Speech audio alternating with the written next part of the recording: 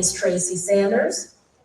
I am here on behalf of Sunk Construction, as well as sitting on the board for AMCA.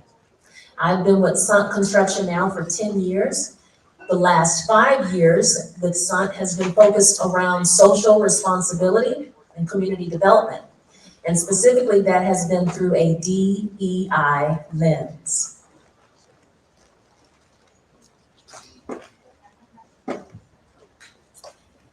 All right, so welcome everyone.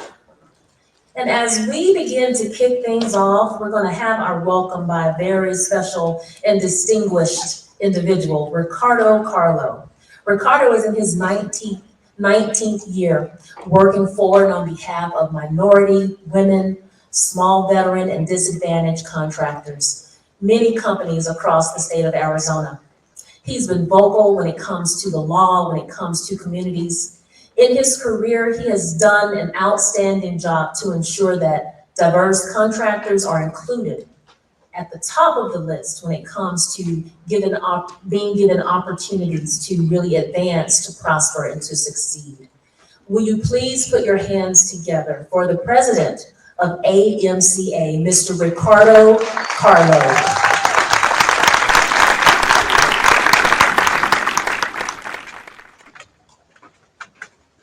Well, good afternoon, everyone, and welcome to the AMCA's inaugural Construction Inclusion Conference. Notice that I said inaugural. We're looking at the turnout that we have here. I think this is going to be continuing for years on now during Construction Inclusion Week, and we'll be looking for your support in all this time and everything else. At this point in time, I want to read a little something that I got off the Construction Inclusion Conference national organization. And it says, Construction Inclusion Week is the first effort to harness the collective power of general contractors, specialty contractors, subcontractors, and suppliers. Our objective is to build awareness of the need to improve diversity and inclusion in the construction industry by providing content and resources. If we genuinely want to attract, retain, and develop the best talent for our industry and maximum the diversity of our suppliers, we must grow our industry culture to be truly inclusive. And for those of you who know the AMCA, 25 years, that's what we've been doing. We've been working, trying to bring that inclusion into our force, into our industry, and everything else. This has always been our marching orders. And to this day, we still continue with that, making sure that small, minority, women, veteran, disadvantaged, enterprise contractors are included, that they have inclusion. They are very talented. They are very well trained in their industry and their career. So again, and I think a lot of our corporates are starting to understand it, and that's the reason why they have the relationship with the AMCA and also the members of the AMCA, because of the talent that they bring to the table. But before we get any further, I want to ask, and I do this at every event that we have, for our veterans. If we have any veterans in the house, please stand and be recognized.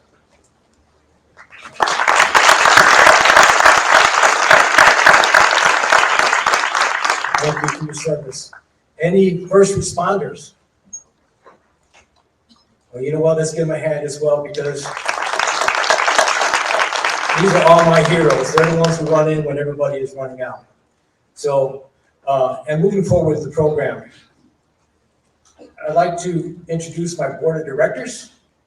Mr. Jim Quinn, who is our board chair. Ms. Patty Olds, who is our chair-elect, vice chair. Sherry Hill with APS, I don't know if she's in the house or not, who is our secretary. Rosemary Middleton, I know is in the house, and she is our secretary. There's Rosemary in the back. Ms. Sharon Hamilton, who is our immediate past chair. Mr. Ross Dietrich with Price Kong. Mr. Gonzalez Sr. is not here today. Mr. Mike Gonzalez is with McCarthy. Jose Granado, Colleen LeBlanc is with ATI Restoration. Bonnie Lucas is with Law Enforcement Specialist. I think she's coming in. She hasn't got here yet. Cherie Maurice with Corporate and Mechanical. I know that she's here. Of course, the beautiful Tracy Sanders. Mr. Nick Soltero with Crest Insurance.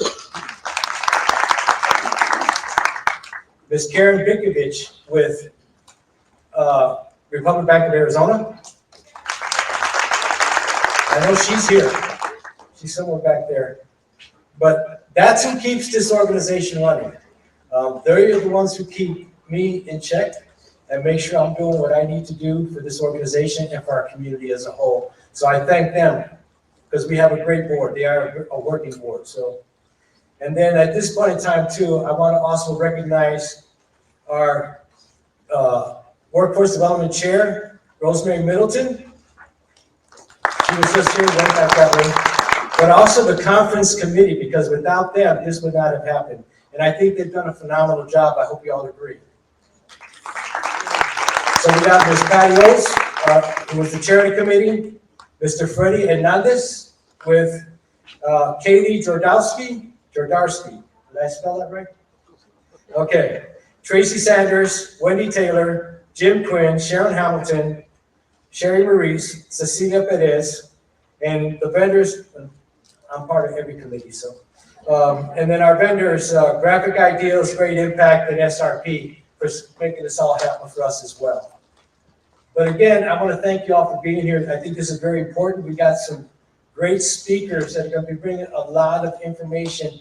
And as far as, these are our top leaders in our industry. And believe it or not, our members of our organization, with the exception of the municipalities, of which we work very closely with as well. But there'll be a lot of great information. Please pay attention. This event will also be recorded, so we can get it on our website, and I think it's streaming live as well. Not yet? Okay, so we'll be streaming. But again, thank you all for being here, and I look forward to seeing you all again next year and making my way to all of you during the day. So again, thank you, and Ms. Tracy Sanders, it's all yours. I'll give him a greater hand than that, right? Thank you so much, Ricardo. Thank you so very much, so very much. Well, I'm excited about you all being here. And as Ricardo shared, this is an inaugural event, right? So nudge your neighbor and say, hey, I'm one of the firsts. Look at them. Tell them I'm one of the first. This is an inaugural event. So welcome to Construction Inclusion Week, everyone. This is the second year of Construction Inclusion Week. Last year, some of our construction industry peers came together and created a whole week in the month of October to really focus on what we do from a DEI lens, right? Providing education and resources to the construction industry to really help us that much more in what we're doing, making sure we really capture the full and the big picture. So the fact that we are gathered here, this being the inaugural event, I know, as Ricardo also shared, that this is the first of many more gatherings that we'll have to look at the work that we do from that diversity, equity, and inclusion lens. So I think it's awesome. So welcome, welcome, welcome. I am proud, as Ricardo was sharing, that, I'm not only sitting on the board for AMCA, but I'm a part of SUNT. And at SUNT, my focus is diversity, equity, and inclusion. When I think about DEI, diversity, equity, inclusion, and belonging, I sort of look at it as if it was an umbrella. So if you could envision an umbrella in your mind, and under that umbrella, you have this external focus. If you have a workforce, that would be your internal, right? So then the external is the small business, those subcontractors or vendors that you take on. And then you have, of course, the in-house, which is the workforce side, right? So keep that in mind as we think about things, that DEI is not just the workforce, the culture, that you go to work every day and experience, but it's also supplier diversity. And I'll get into that a little bit later here. But I wanted to really give you an understanding, clarity, education, more awareness around DEI so that when you leave this conference today, you know that you've been educated, you're that much more aware, and you can really be a DEI leader no matter the atmosphere or environment that you're in. Everybody likes leading at some point in some way, right?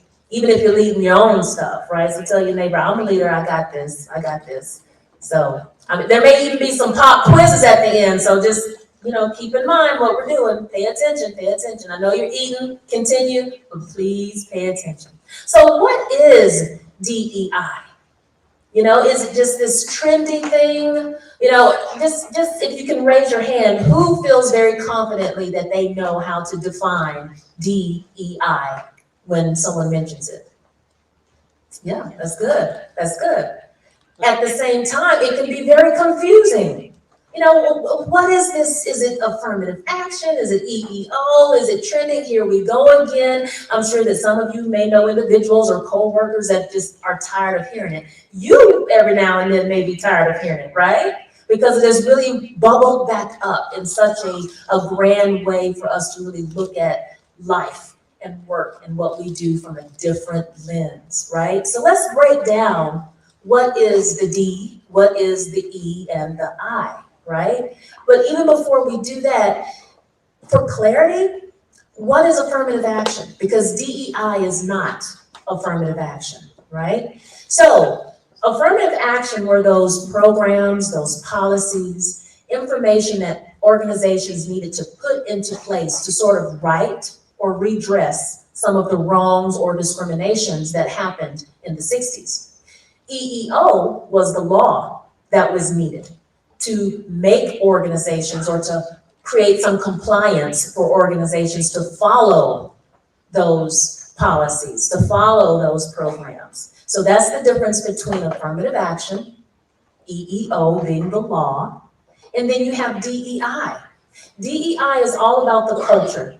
It's what you experience every day when you go to work. And it's not just your company's job to create that culture, you help to create that culture, right? So it's very important that you understand what it is so that you can more consciously be aware of what you're creating, more intentional to make sure that it's successful and it's something that you, your coworkers, and even if you have children would want to experience every day. That's the importance of DEI. So let's break that down. What is diversity? Diversity is the mixture of differences of what you can see right here in this room. If you look at your neighbor, maybe they're taller than you. Look at them. It's okay. Let's break the ice. Let's get warmed up here. Come on. We have an energetic group, right? We established that from the start. There we go. So look at your neighbor. Even if you don't know, just say hi. She told me to say hi, so I'm saying hi. It's all the differences that you see. Their height, their eye color, their hair color, right? Their style, all of that. That's diversity. Their gender, their sexual orientation, their backgrounds, personality, where they come from. There are some diversities that you can see on top, right? There are some diversities that lie below, just like an iceberg that you may not see. All of this is diversity. And let's not forget diversity of thought. Very, very important. It is that diversity of thought that you need in a room when you're making decisions to be that much more creative and innovative when you're needing solutions, right? Very, very important. Now, what is equity? Is it equality?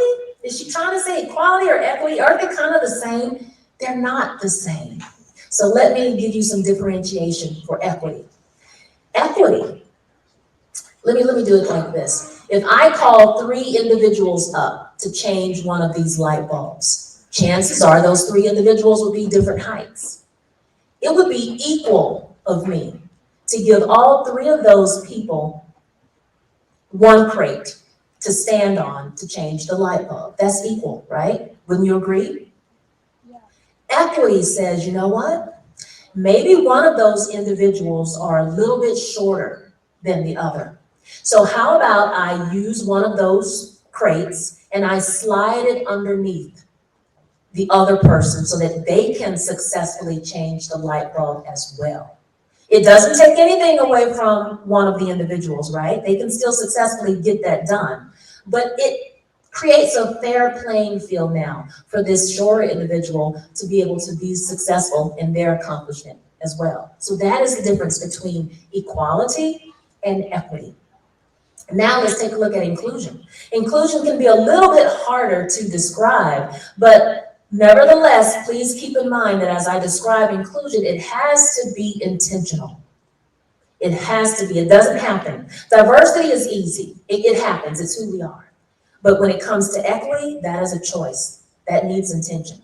When it comes to inclusion, that needs intention as well. So inclusion is when an individual is able to fully contribute to that organization. They know that they can come in, they have access to resources, the same type of advancements, and they are valued for who they are without the requirement to change.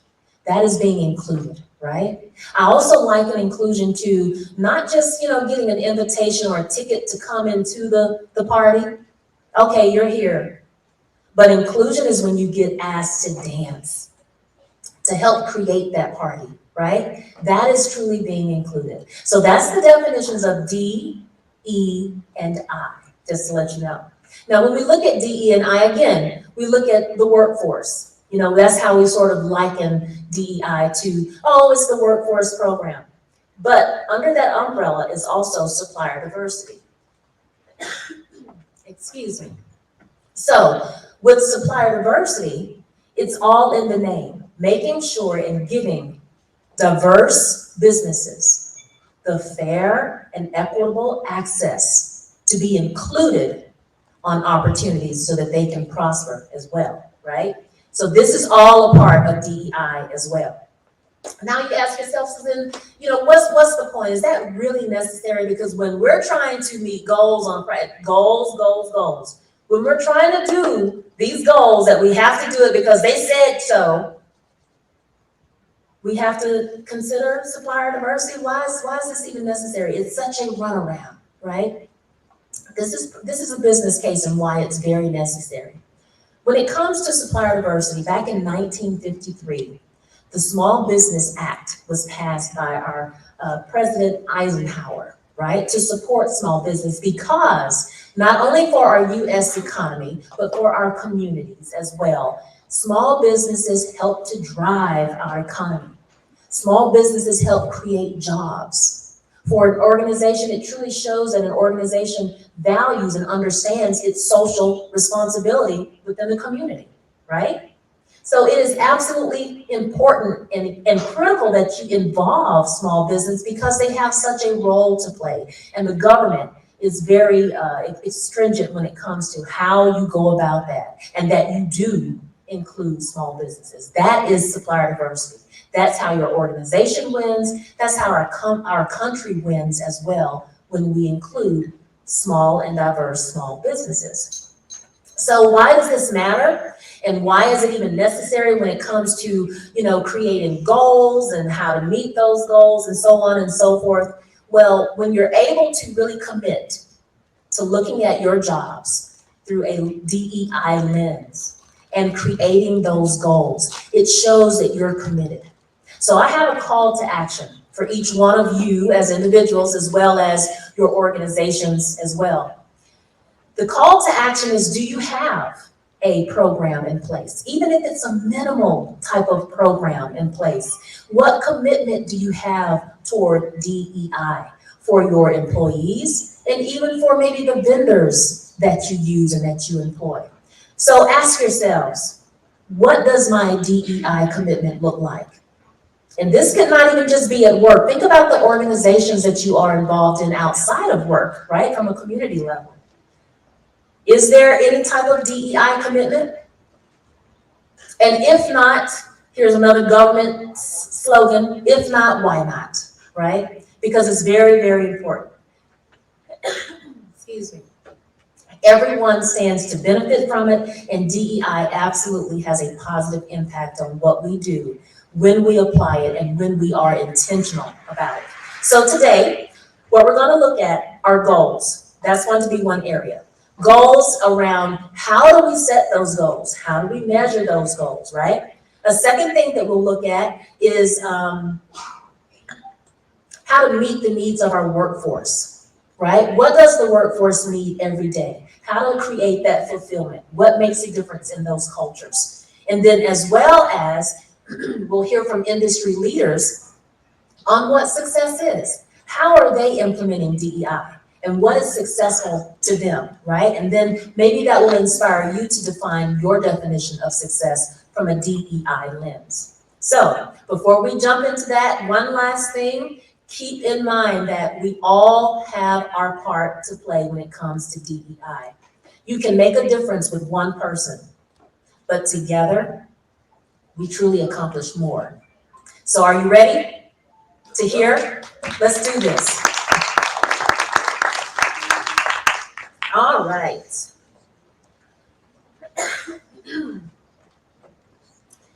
So I'm going to introduce our facilitator, and from that introduction, we'll then have the facilitator and the panelists to come up. You'll hear the questions, you'll be able to really absorb some of that information. I don't know if you have pencil and paper, pen and paper, or even your phone, but really take notes so that you can really feel that you have been supported and you're going back with some true takeaways for yourselves, your organizations, and your cultures. So our first facilitator is Ms. Patty Oles. She's the president and CEO of Caniculo Corporation.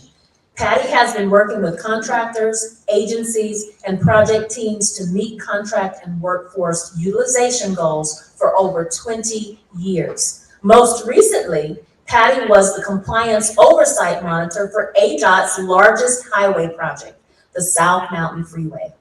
She and her team are also leading the workforce development efforts on the South Central and Northwest extensions for the light rail, and working across Texas and the HUD-assisted multifamily housing developments. That's pretty awesome. Patty has been a longtime member of AMCA and active with education and the Workforce Development Committee. Patty currently serves on the executive board as vice chair and chair-elect for AMCA. Ladies and gentlemen, put a warm welcome together for Ms. Patty Oles. I now invite our facilitator, Ms. Patty, and the panelists to come take this.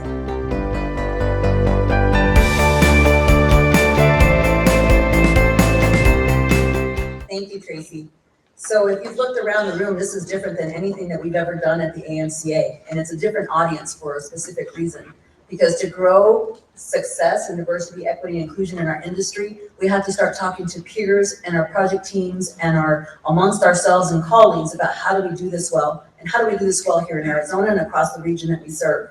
Many of us work across the region in multiple states and are learning from other areas. We've got a very unique industry here, but we all love what we do and we want to do it even better, and capacity building through diversity, equity, and inclusion is important. So I have a particular panel on the stage that is going to talk about that framework. So many times as we recruit people into our industry, the first time they hear about these types of things, it's related to a project goal. That's their very first entrance to it. And you get a lot of pushback, if you will. You know, why do we have to do this? It's mandatory, it's required by our project, it's required by the funding. This panel will actually lay it out a little differently for you, because not all of them have that same kind of funding. So I wanna talk to them individually. I'm joined on stage by Donald Mays, Deputy Director of Equal Opportunity at the City of Phoenix. Rich Montague, Vice President of Construction for Ryan Companies US, and Shivani Dubai, Deputy District Director of the United States Small Business Administration. So I'm very glad that you're all here with me today. We've had some great conversations on this. Let's go ahead and get started, because it's good stuff. So when we were talking about and prepping for this session, we said the very first thing that is an issue is the lay of the land. Small business isn't small business, isn't small business. MBE isn't MBE, whatever. So let's talk about the language and the lay of the land about your organization. So if you tell us about your organization, the terminology that you use, and if there are acronyms or that kind of thing, let's start with you, Shivani. Thank you, and welcome to everyone. It's nice to see familiar faces, old and new, so it's nice to be back. Thank you for having me. So the equity discussion that Tracy talked about is first and foremost in the federal government's eyes, especially recently in the last few years. It really is the paramount for what's happening in procurement all around. So I'm happy to share with you all today the importance of it, as well as just the terminology that we use in our federal space is a little bit different than sort of the standard terminology, but this is at the federal level. We measure small disadvantaged business That's a common terminology that you'll hear more and more of. We just went from a 5% goal at the federal government level to 12% as of October 1st. So that is a huge, it's a huge, that's what we said. And so it is something that, we traditionally haven't seen that move in 20 some years. So it went from 5 and it's going up to 15. So every year, last fiscal year, which just ended on September 30th for the federal government, was 11%. As of October 1st, it is 12%, and it's going to continue up to 15 by 2025, I believe. So it is definitely a priority focus. The first executive order that just came out of the White House was equity in procurement, reinforcing the 12% goal. So it is something that is definitely on the mind of the federal government. The small disadvantaged business category right now, we have set asides. We have set asides in the federal space. And Patty, cut me off when I'm talking too long. But we've got the 8A program, which is some folks that are in it and graduates of it. And so it is social and economically disadvantaged owned individuals owning a business. So that's how we reach that STB goal, is through the 8A program. We don't have the maybe we be small business enterprise, like it's a different lingo. And so we've got a hub zone program, which is satisfied by a location of a business, usually in underserved areas, and the demographic that they employ. We've got woman-owned and economic disadvantaged woman-owned, and we've got 8A and small. So when you see set-asides in the federal space to get to your goals, that's the designations that we use. And that's sort of, we don't play, unfortunately, we can't play at the state and local levels as easily because we work at the federal level across all 50 states. Thank you for that. And fortunately, we actually put some of those definitions in your program. And so discussing some of the terminology she just mentioned and the definitions and the criteria for that. Let's continue on the public sector. I'm going to go to Don Mays now because you are in a similar space, but different because you've got local participation in policy. And then tell us about City of Phoenix and EOD. That's correct. As a municipality, we receive funding on the state level, federal level, and local level. So we have various goals. DBE goals, disadvantaged business enterprise goals, ACDBE, airport concessions, disadvantaged business enterprise goal, and the small business enterprise goal for the local projects. And they have different rules. Some of the rules are similar, but there's some differences. And you have to abide by those various rules because you're utilizing their money. You have to do what they tell you to do. And what we do, first of all, we provide certification. We certify small disadvantaged businesses to ensure that they qualify for the programs. And if they qualify for the programs, then they become utilized on various projects. And that requires monitoring to ensure that the firms are actually being utilized in the area for which they have been identified. So depending on the funding source, that's the type of goal that will be set on those types of projects. Thank you, and thank you for that. Now, I'm so excited that Rich, you're on this panel because you're a big commercial developer. This is private projects quite often. So tell us about Ryan Company's position in this. Yeah, thank you. So the way we look at this is it starts with a company culture. It's ingrained the first day you ever join our company. It's not we've done a disservice to any employee if the first time they're hearing about these goals or objectives is when they're working on a project. It's talked about on a monthly basis. We reward our successes and talk about where we need to have improvement. So Ryan Companies, we're a developer, a general contractor. We have an A&E division, property management, and assets. So we are the full life cycle of real estate, and our company has set our own internal goals on everything that we have our own ownership in. We generally have a 20% goal of the first is sort of the outreach and how many times we're measuring ourselves in our bidding processes. And then on our contracting side, it generally is on an average of about 10% of our spend. But the key for us is really making the process simple and developing the internal systems to have someone never come to us and say, well, this is too difficult, because it's not. If it's ingrained in your culture and you have the right system set up from day one, it becomes a relatively process you just have to understand the nuances of. But very manageable. Thank you. And I want to reiterate and emphasize something. You guys all come from a different level of magnitude. We're talking about 20% or in some cases 12% or a goal set on. Can you quickly tell me on your, is it based on a budget? Are we talking millions of dollars, billions of dollars? What are we talking about here?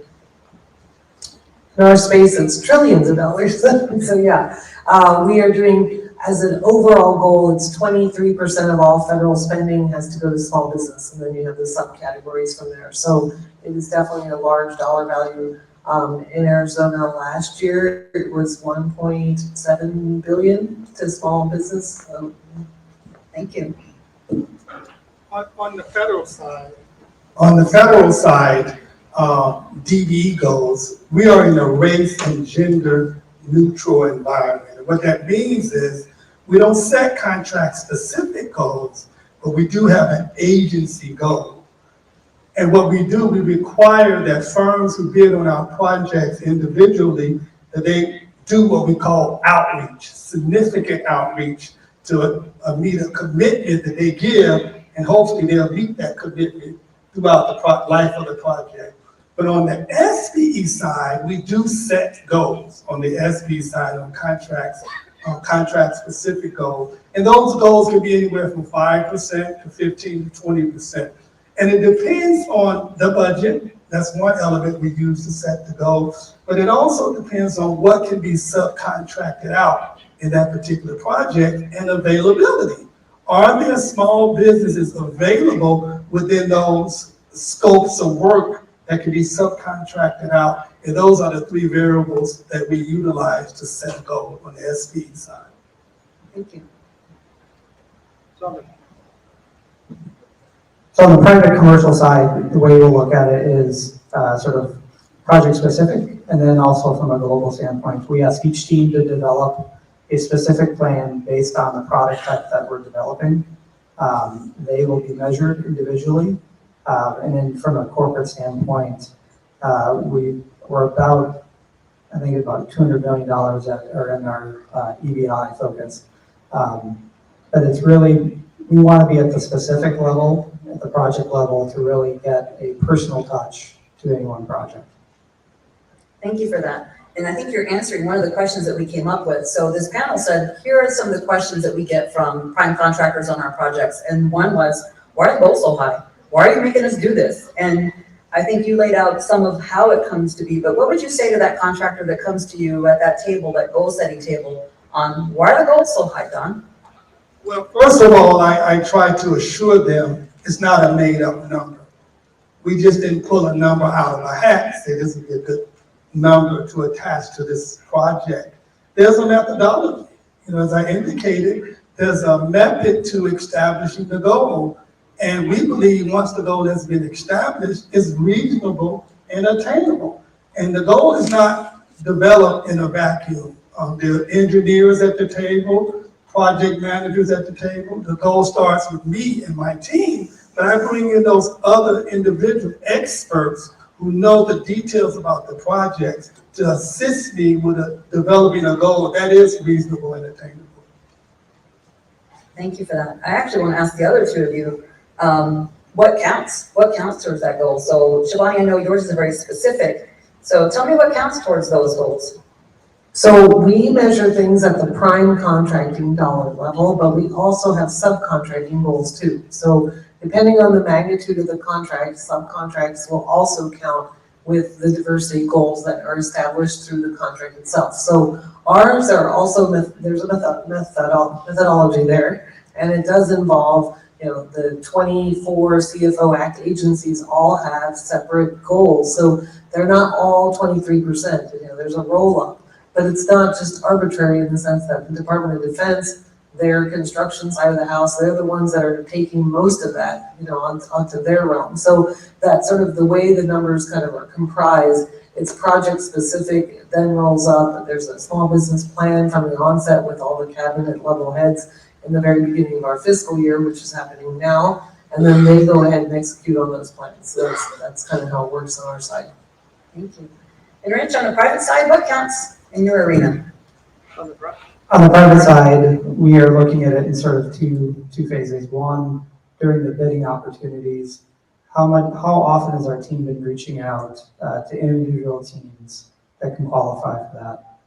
And then measuring those across both the local, national, and product type metrics. And then at the national level, it's on a spend rate, and we look at it at all different levels, from material suppliers, subcontractors, and then even our own performance. I'm gonna ask you a question that was not on our list. We didn't discuss this, so if he wants to pass, we can pass. But the question is, as Ryan companies, you encounter different agencies and different communities that all define it a little differently. Do you have, or do you see a particular challenge in communicating that to your teams, your project teams, or how you're gonna approach it? So only if we do not plan ahead. If we don't make it a key point at the beginning of a project and really identifying what the objectives are, then those where the challenges come in. But if we plan it from the beginning and understand here's the path we're going to go, and we like to have a lot of outreach and understanding of what specific to that community will work and not work. Thank you. Here's the hammer. So Tracy introduced, I do a lot of compliance monitoring. Oftentimes there's a hammer or a perceived hammer when you don't meet the goal. So we've learned that overall agency goals are set methodology. Now I'm doing it. There's a method to setting overall agency goals, and then project goals roll up and feed into that sometimes. Sometimes there's race and gender neutral goals, which means there's no project goals, but you're helping to meet the overall agency goal. So there's a lot of math that happens in here. And at some point, and I know Mario's in this room, at some point somebody's gotta be the hammer. You are or you aren't doing what you committed to. What happens when you don't meet the goal at a city project, for example? Thank you, Patty, for that question. Prior to coming to this event, I was in the room with about 20 project managers for the city addressing that particular issue. The hammer is heavy.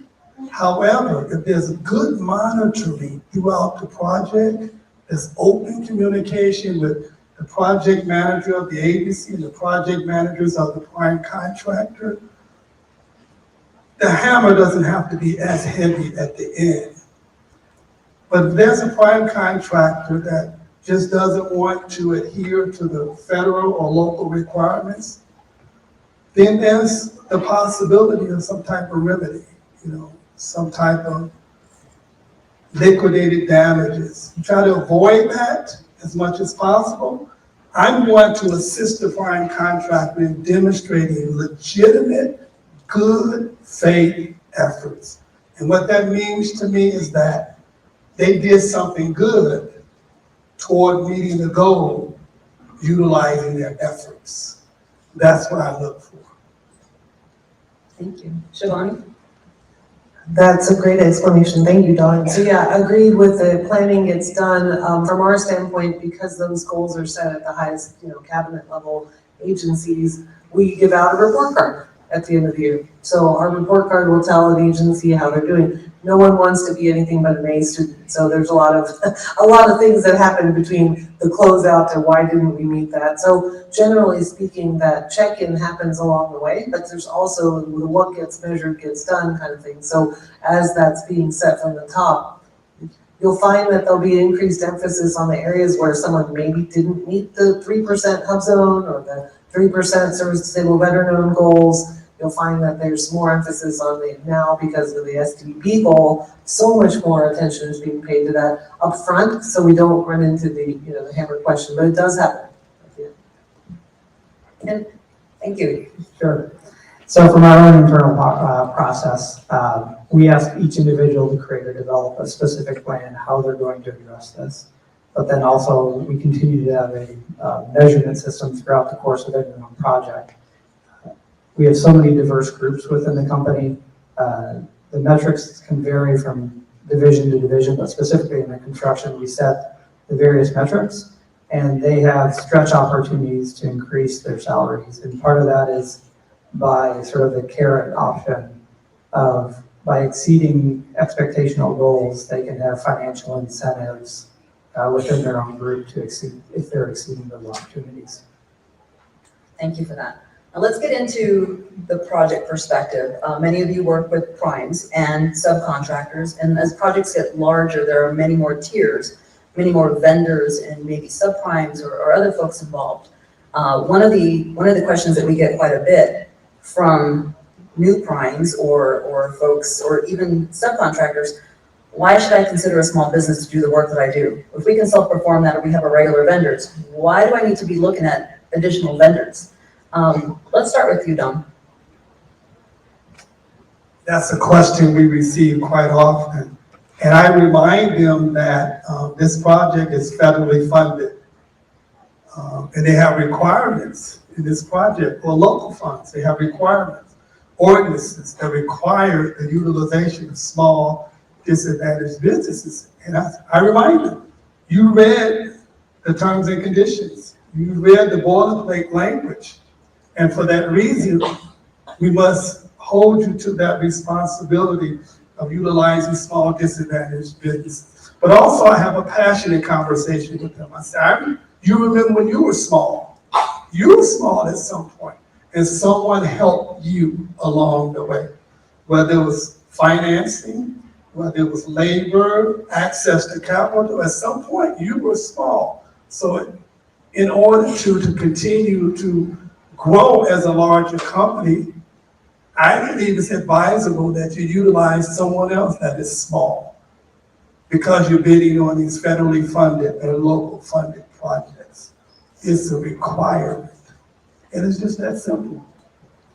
So I'm gonna go with you, Don, because again, a different perspective. You've got not only large vendors that may come in that may be self-performing work, you guys are managing the quality and the delivery of the work. What do you say to somebody who says, why are we gonna use a small business for what we do?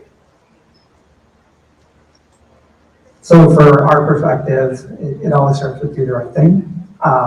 You should be ingrained and want to be reaching out. The more diverse and the greater our network is, the stronger any one of our projects will be.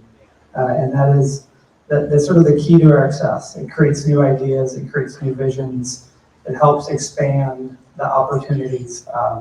I always encourage any one of our subcontractors, tell us more about what you do, because we might have one perception of your individual strengths, but tell us more, because there's always opportunities, maybe not on this one project, but there's always unique elements that always come up in every one of our jobs. So the more we can learn about you on an individual basis, the greater we can be. Thank you for that. Another question or another conversation that we had about the feedback that we get from prime contractors, development teams, are barriers. What are the barriers real and perceived when that contractor comes to the table and it's like, okay, so now I'm using a small business, you asked me to, here I am, I'm doing the right thing. But we come up against some barriers, face some barriers. What are those that you see, whether they're real or perceived?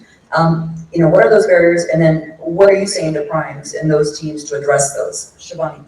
Sure, that is a great question. So we basically hear the common, they're too small, they're too expensive, it's too much trouble, I don't understand these programs. So I guess one response I would have, even for those in the room, you don't necessarily have to be the expert in all small business programs. We understand as large prime contractors, you're only maybe in that space for a small period of time. Whereas we kind of live it, at least, Don and I definitely do, I think Rich does as well. And so when you're in that space, then there's experts to be able to help in that space. You don't necessarily need to know how to get certified, or know all those things. You need to know that there's an SBA and there's 68 versions of me in different parts of the country, and that's what you need to know to take away with it. I think that, Patty, remind me of the part two of the question. Well, that's one, but we talked about small pricing, capacity was another conversation. Yes, thank you. I had a thought on that one too. It was the capacity piece. So we have done a lot of regulation changes in the last 2 to 4 years as it relates to building capacity for small businesses. In the federal space, as you guys know, small contracts are not small, they're gigantic. So when we really try to look at matching up a small business to some contracts that are a couple million, 10 million, that's still a small business set aside in our space. But ultimately, to do that, are they actually able to do that type of work? We now have joint venture rules that allow large and small businesses to match up. We've got similar situated entity rule, which lets two businesses of the same socioeconomic category type work together and count that dollars as a prime dollars. So there's lots of ways to make small business do big business, but we just don't necessarily think it's the traditional model anymore. So before it gets discounted as a, they can't do it, they're only doing this one specialty, I don't really want to manage all this. Some of those things have been looked at by the SBA along the way to make sure that those regulations and the opportunities are being supported so that they can support the marketplace. Thank you. Who would like to jump in on that one? Sure. I'll take it from twofold. On the challenges we'll have is inherently every major general contractor developer has a qualification process, and that can be a lot of paperwork, and that's part of getting ready for any type of the federal processes that we'd be going through. Always reach out. There's always someone that can help walk you through. Our team, and I know lots of other the general contractors, have advocates that will help walk you through any of the initial qualifications. And really, it's about collecting the right type of documents that we need to justify and show all their. For us, it's working with most of our clients are private Fortune 500 corporations that have their own initiatives. So for it's all us, it's getting the right documentation, but please reach out. There's always a large group of people that are willing to support. Barriers for us are always on the qualification side. Insurance is always a challenge, but that same challenge is an opportunity because there's always a workaround and there's always a network that we probably have that can help facilitate any of those barriers. We just need to hear about them. And what I encourage our own team to do it's too small or too costly. First, let's find out about that individual and what are their strengths, because I can probably help craft that type of scope and work, still being competitive to find their strengths and also identifying where they're not strong, because that's probably where their risks are and that's where their creep is. So generally, we can always work through any challenges. Thank you for that. Don, before I move on to the next question, did you want to add something in? Yes. Rich and I had several conversations prior to this meeting, and he used one word at least 4 times. He said relationships. He kept saying that in a conversation. And I think for small businesses, as they develop relationships, some of those barriers will be removed. Today, I've met 4 people I can refer small businesses to in various areas. And it's organizations like AMCA and AGC who have what we call technical assistance. And that's one of the things we provide at the city, in addition to monitoring projects and certification, is technical assistance to remove some of those barriers. Thank you for that. Thank you. So one last question. Again, we said in the beginning, this is different than anything we've ever done. It's your colleagues and peers, new project teams. So if we had those new folks in the audience and they're seeing this for the very first time, never had this lingo, didn't understand the goals, how it's different between the different levels, what is the advice that you would give them? If you've got new project team members, new estimators, what are those final thoughts to share with those folks? Shivani. I think that the takeaway would be it's overwhelming, and that's not to be something you should shy away from, because there is assistance even to understand it at a deeper level. If you're interested in understanding more of it, you can get as deep or as shallow as you want.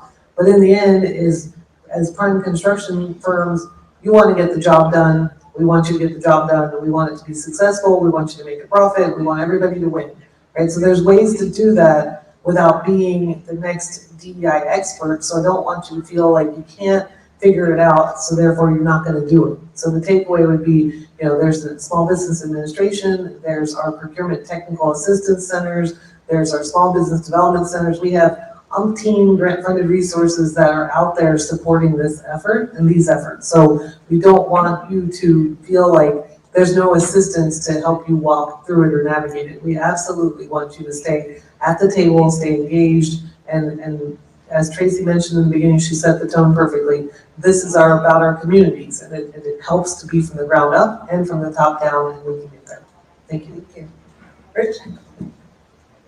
As a young project engineer, I was exposed and introduced to this concept, and they don't talk much about it in engineering school, but the benefit was building that relationship, having those conversations, and as I look back at it, it's explaining the why to that individual, how it grows and strengthens any one project or a community, and how if you reach out to your networks, internally and externally, there's always someone that will be an advocate that will help us understand the nuances.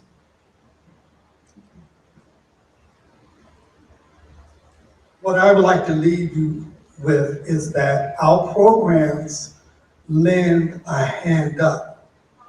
They're not a handout. Thank you for that. I thank you all for agreeing to be here today, having this very candid conversation about this topic, what goals look like, what programs look like, because what you just left with is there are resources there for project teams, there are resources there for businesses that we do want to win at this and still be successful in our projects, profitable in our businesses, inclusive in our subcontractors. And so you explained how it could happen. It doesn't have to be as deep as what's on this table, but these resources are there for you all. And however we can educate and amongst ourselves and in our companies and communities, it's a good thing. Thank you all for being here today and sharing this information. I'd like to thank our panel. Please give them a hand.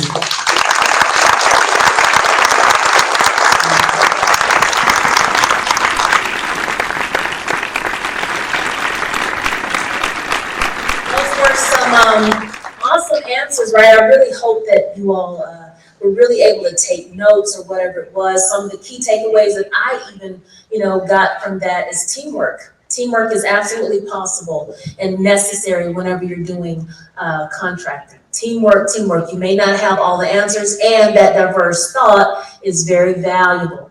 Another takeaway was being intentional about your efforts to support small business. And know that, it's not even just the government contract, but it could be as simple as dining at your local small business, right, in your area, supporting the economy in that type of way.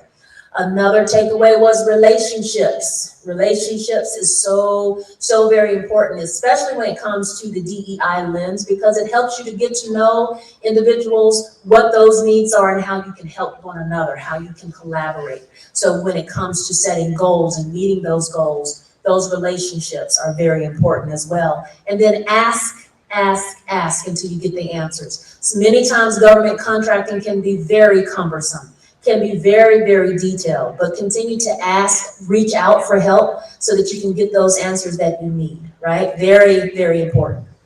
Now, before I bring up our next facilitator and those panelists, I just want to give you even just a little tidbit on extra DEI education. As we continue to hear from these panelists and people are asking questions are getting answered, one term that is up and coming in our DEI industry, if you will, or focus is XBE. Anyone familiar with XBE and what that is?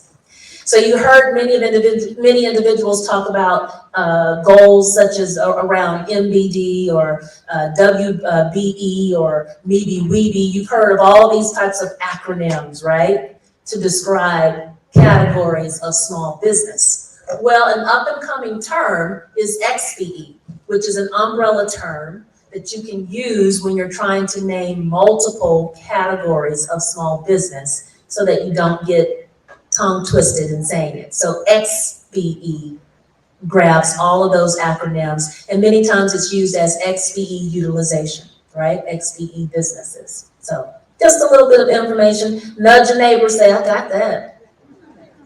I got that. XBE. No, it's not X-Men, but XBE. Y'all didn't even laugh at my little sad joke right there. There we go, we got the after laugh. Okay, so next I'm going to introduce this facilitator.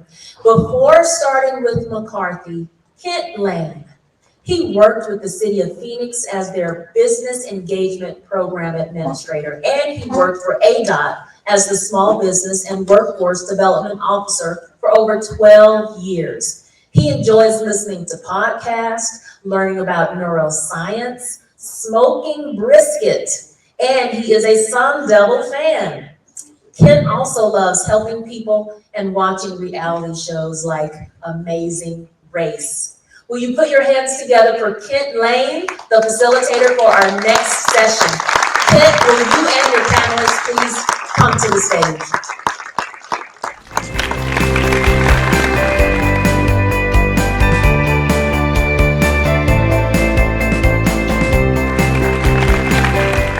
Thank you, Trace. I appreciate that. I don't know why people keep giving me this mic. I mean, I've had the mic for like several weeks now doing presentations. They always keep messing up when they give me this thing, so it's okay. I am Ken Lane. I am the EE&I Supplier Diversity and Outreach Manager for the Southwest region for McCarthy Construction. I am pleased to be up here again with the mic and creating more problems, and trouble probably always follows me, so I'm just gonna let y'all know that up front. So you just heard from the owners just a moment ago how they see the goals and how they are relating to this next panel.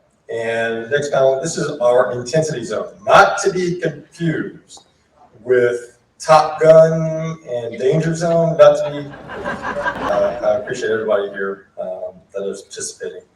But what I'm going to do with our panel, and I'm going to introduce them here shortly, but then we'll go right into the first question. But I want to introduce all the panel members, a great panel. I'm so excited to be able to facilitate. We have Alyssa Abraham, HR Compliance Manager for AMCA Construction. And then we have Stacy Barkley, Global Diversity, Equity, Inclusion Leader for DPR Construction. And then we have Thomas Asante, Project Director, McCarthy Building Companies. So let's dive right in, shall we? I know we got some good questions for you, so and we've talked about this individually about these questions, and we're going to start off with this question right now. So tell us a little bit about your role and the success that you've had in your role within each one of your companies. And so, Melissa, we're going to start with you. So like Ken said, my name is Melissa Abraham. I am with AMCA Construction. I've been with AMCA for 15 years, and I've started, I've done the estimating support all the way to DDE coordinator. I've been recently promoted to the corporate HR compliance manager, overseeing all federal compliance for all of our regional offices across the country. One of the projects I was with Patty Rolls, on the South Mountain Loop 202 freeway. And I was the DDE and OJT compliance manager for Connect 202 Partners. Connect 202 Partners consisted of AMCA, Floor, and Granite, so it's a joint venture. It was the largest single ADOT project in its history, totaling over $1 billion. We had 2 DPE goals on that project, one for professional service and one for construction. And by the end of the project, we had over 200 DPEs working on it. That totaled over $100 million. So we were very successful in meeting our DPE goals. And so we just had 200 DPEs, and we also had over 100 non-DPEs. So we were managing a project with over 300 subs. So when people say it takes a village, it totally took a village to complete this project. All right. Go ahead, Tracy. Amazing, tough to follow. Stacy Barkley, I'm the Global DEI Manager for DPR Construction. And let me start by saying the way we are organized, we have an umbrella of global social responsibility. And under that umbrella is the people pillar, which I have the pleasure of leading, which is internally focused. We also have our partner pillar, which is our focus on supplier diversity. We have our philanthropy, and then our planet sustainability and green building. And so I share that just because we're organized a little bit differently than a lot of companies. And so when I think about success, actually being here today, we are among the founding firms for Construction Inclusion Week. So to be sitting here today during Construction Inclusion Week on Supplier Diversity Day at this inaugural event is in of itself a huge success. Bringing together and harnessing the power of the collective industry to hyper-focus on the importance of diversity, equity, and inclusion certainly not just this week. We want this, like safety, to be something we talk about every day, all day. But this is a huge success to be here today, to have conferences like this happening not just across the country, but globally. I've been getting tweets and stuff from partners all over the world where inclusion is being celebrated. So huge success. Thank you. Thomas? All right, yeah, my name is Thomas Asante, Project Director for McCarthy. Really over the last 10 years, I've worked mainly in the operations side, on the construction side of things, boots on the ground, working quite closely with a lot of you here in this room in the aviation markets, and currently working on a couple projects in Denver, finishing one up here at Sky Harbor, and then one with Mesa Gateway Airport, all that have included XPD goals. And it's a big passion of mine, and also, as Stacy mentioned, McCarthy being one of the founders as well of the Construction Inclusion Week, it's part of our culture, part of our core values, and it's really exciting to spend this week with you all today, and then tomorrow actually heading up to Denver for another outreach. And just it's really great to see all the success that we're seeing throughout the nation. So. Thank you, Thomas. So one of the things here too, and I'm going to kind of piggyback on what Thomas just mentioned as far as McCarthy itself. We have a 20% goal for McCarthy. This is our goal. And with that, I could say, honestly, it's a XP umbrella. So we're looking at minority-owned, women-owned firms, also disadvantaged DBE firms, veteran-owned firms, service-disabled firms to help us with this goal as a company. And we're ranging from 13 to 15% at this moment. So when we talk about culture, that is our culture here at McCarthy. But when we talk about some different things as our culture here at McCarthy, we also look at, here's some things that happens within the grand scope of going after work. And when we're talking about going after work, we're talking about pursuits and winning the jobs and how we go about those things and executing on the job. So the first question, and we're going to start with you, Stacey, on this question. How do those commitments get communicated to the project team? Well, it's an all-in effort. It begins from the RFP process. We sit down and talk about what it means, what we want our goals to be, if there aren't already client or owner directed. But it is bringing everyone together, from our PEs, PMs, PX, the entire project team. As I said before, the way we're organized, we actually have a team under the umbrella of partners. We have regional supplier diversity managers who help construct and craft whatever the plan is going to be for a particular project. They sit down and meet, again, with our internal as well as our external team, client teams. And there's a constant communication cascade. So it's what's the goal from the beginning, meeting regularly on how we're meeting milestones towards those goals, and trying to recognize planning in advance, right? Recognizing where there are greater opportunities to even exceed those goals. But if we're missing something, we want to catch it early so that we can reevaluate and have a different approach. So it really is constant communication at regular increments throughout the project lifecycle. Yes, very important. Thomas? Yeah, I agree with Stacy. It really does start with that communication. Something that Ken kind of mentioned earlier. For us, it really starts with our core values, the culture. It starts at the top, and it's not just what you say. It's walking the walk. Implementing those plans, and it starts in the pursuit phase of all our projects.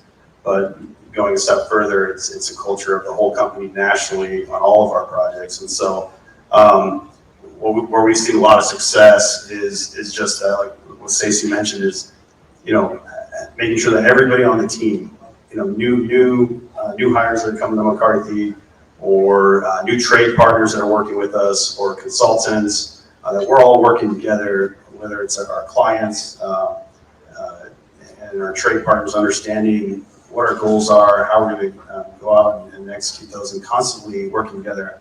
I think Mario's still here, working together every week or every month, talking, making sure that we're all helping each other, because really it's a team goal, not just a McCarthy or a GC goal or a contract. It's a full community that needs to work together to meet those goals and make sure we're helping each other out so everyone's successful. When everyone succeeds, that's a pretty cool feeling at the end of the day. Yeah, absolutely. As they like to say in some football terms, everybody eats at the end of the day. Melissa? They pretty much covered it, as long, just communicating with everybody within your company, just so monitoring the program, making sure everyone is on the same page as far as compliance and reaching all the goals. So, yeah, I agree with you guys. So we'll just do ditto on that one, right? Okay.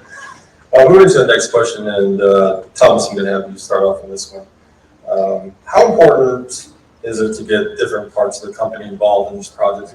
We're a large company, as some of the other sponsors here as well too. But it's with all the different types of pieces working together, trying to work on these different projects. But tell me about how important it is to get the project team involved and trying to get that communicated and getting everybody to run the same course. Yeah, I mean it's really important. I mean, if you're not getting everybody rowing in the same direction, it's going to create challenges and chaos. And making sure that as a team, that everyone understands what the plan is, so that you can go and execute that plan together. And then really getting out and meeting and doing the outreaches with our trade partners, getting out and sitting down with everybody involved, making sure that everyone's on the same page so that we don't have someone pulling in the opposite direction, right? And part of that is making sure you're having regular meetings, regular check-ins, making sure that you're monitoring, tracking everything, that everyone understands what exactly you're doing. It's not just to check the box and hit a number, right? It's more than that.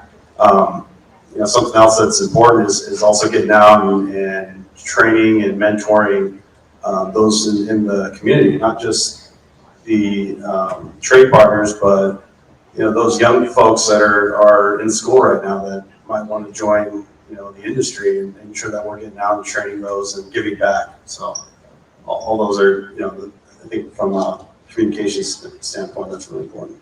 Yes, absolutely. It's supporting that project on that side of it. Melissa?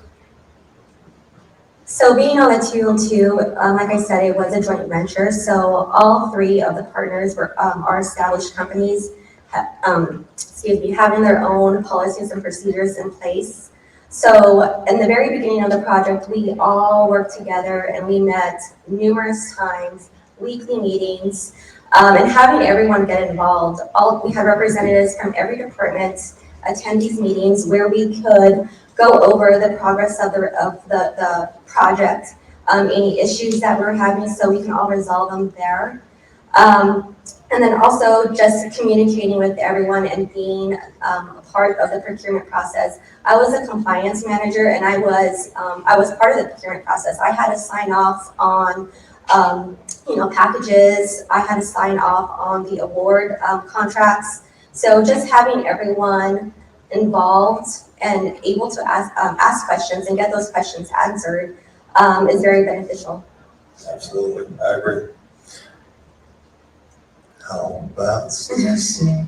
What I'll say is, inclusion is the rising tide that raises all ships. And so you spoke to culture. And so it really starts fundamentally with the company culture that says we want to cultivate a culture of inclusion and belonging, both internally and externally. And so along our journey, I focus on hire, inspire, develop, and grow of our employees. But that means day one orientation, having everyone understand how inclusion and belonging not only works across us as employees working together, but who we work with.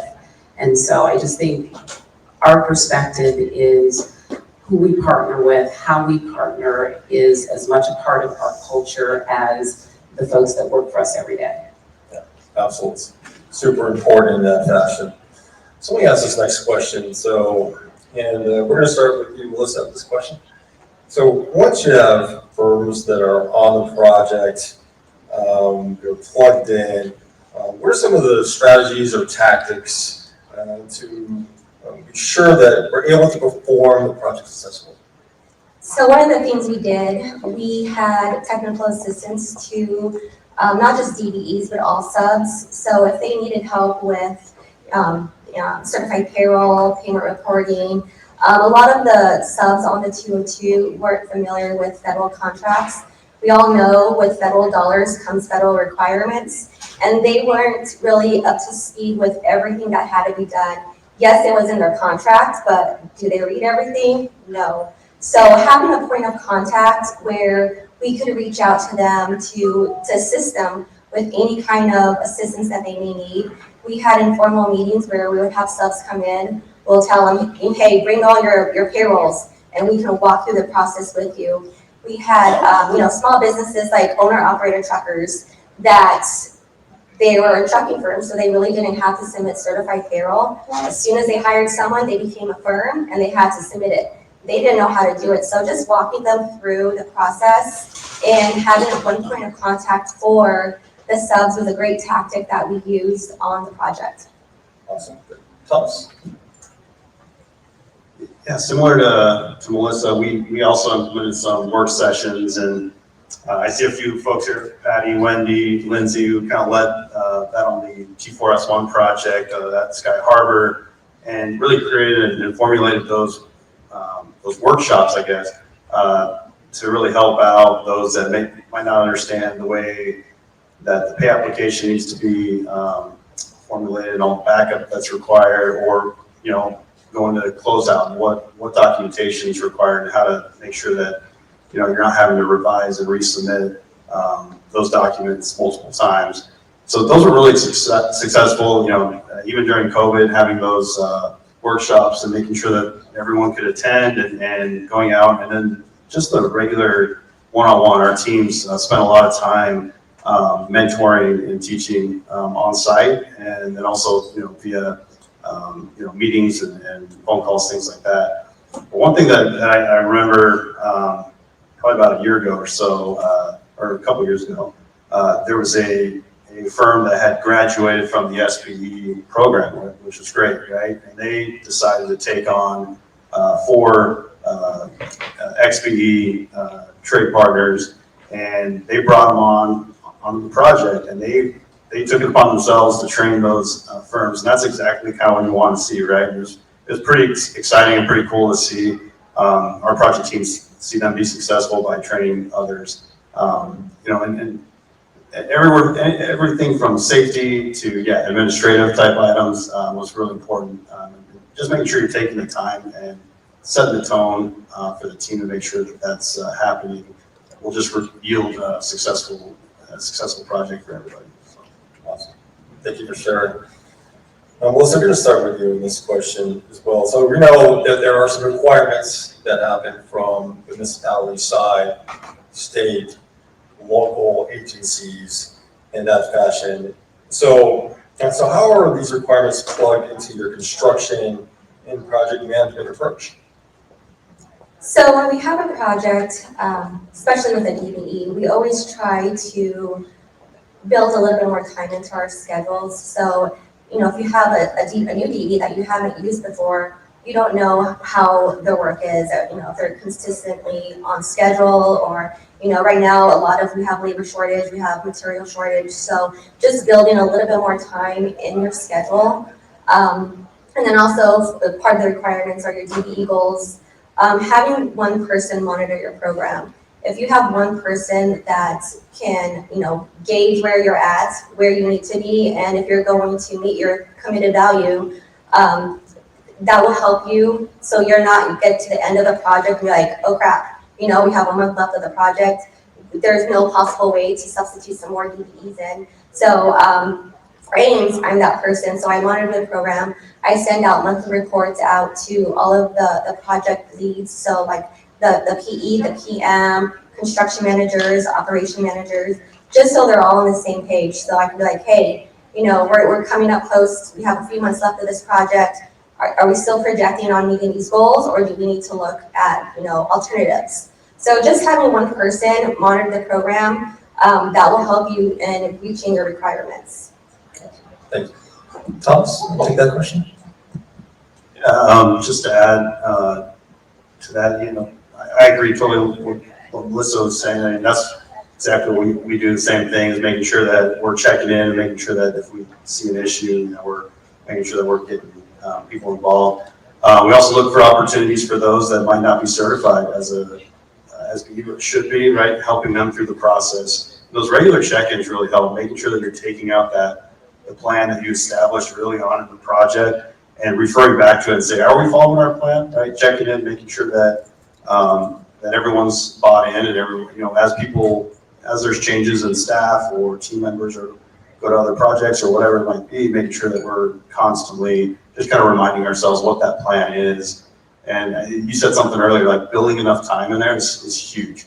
Making sure that you're having those outreach events, and you're really getting out there and engaging those trade partners is really, really important to make sure you have the time to do it. You don't want to be scrambling at the end and just trying to throw something together. You want to make sure that you've got the community involved before you go and build these projects. Absolutely.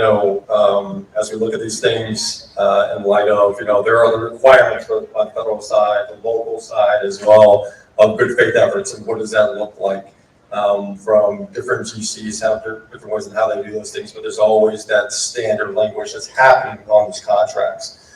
There are several different creative ways we can do those things and be able to have more inclusion for small businesses in that fashion. But as we look at that, and we look at, talking with the owners, right? This is a safe place, I like to say we can be able to share some things, very open and honestly. But, what would you like them to understand about construction, on the construction side of the requirements? Like, for example, cost and challenges, as one example. Maybe progress and success on small contractors still tied to the schedule and budget. So, Thomas, what would you like to say about that? Yeah, I think something that does occur occasionally, right, are some of our trade partners that can't meet the insurance requirements. I think Rich mentioned that earlier.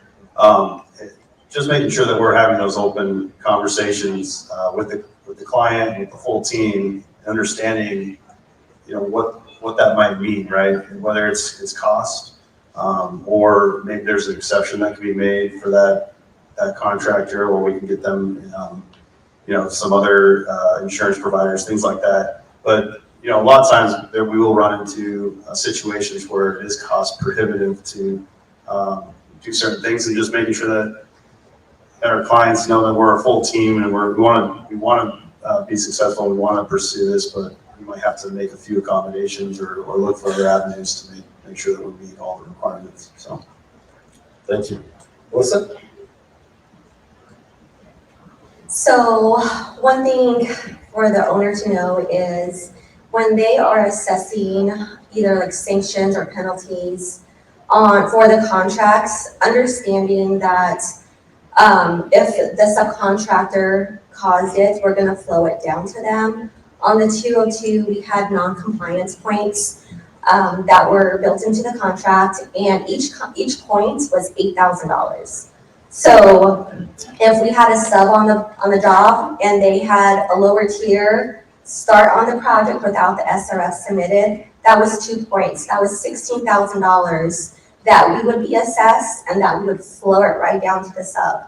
And some of these subs are small. So, trying to make that phone call saying, I'm sorry, I know your contract's only $25,000, but you had a sub on site that was not approved, $16,000 non-compliance points. I mean, we did, EDOT did work with us to have some waivers, but, it wasn't completely wiped out. So having the owner know that when these sanctions or penalties are written in the contract, to understand that the effect that the subcontractor, the lower tier, especially small businesses, can have. Awesome. as we're coming to the end of these last two questions, this last question is a bit more bold, so to speak. So in my experience, working with the Arizona Department of Transportation, City of Phoenix, but I should say most profoundly, when I was at a civil rights conference back in Detroit, I was in the Civil Rights Committee meeting. And a lot of the issues that they talked about were some of the things that were happening on these projects. And coming from a municipality standpoint, and listening to some of the stories, such as back east, there was a situation where an African-American company came out on the project and they discovered nooses on their trucks and their vehicles, right? So a way of intimidation. Another example was there was a Hispanic-owned contractor that went into the trailer house and had tortillas laid out for them. So there's these different types of situations that happen. This is something that I experienced, and you heard that back in 2012. And, you know, as we talked as a committee, we're looking at these situations and what are some of the remedies that we try to look at when trying to actually correct these situations, course correct. So I want to put this question to the panel about the company philosophy, your company's philosophy about how teams could handle difficult situations like this, and what are some of the remedies, processes, and how we correct something like that. And so, Melissa, we're going to start with you. So at Ames, we take any kind of discrimination, harassment very serious. So we do have policies and procedures in place that will do full investigations.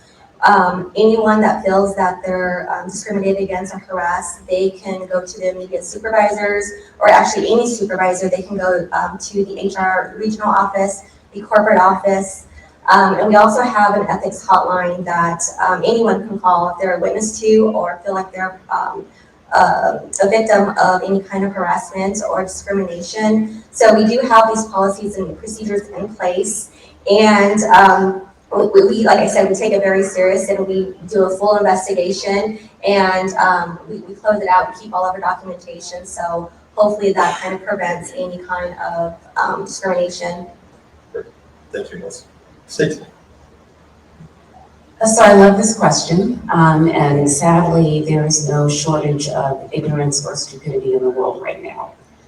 We see what we refer to as bias-motivated events happening. All of us have seen, heard, read anything from microaggressions, inappropriate language, to nooses being left on job sites.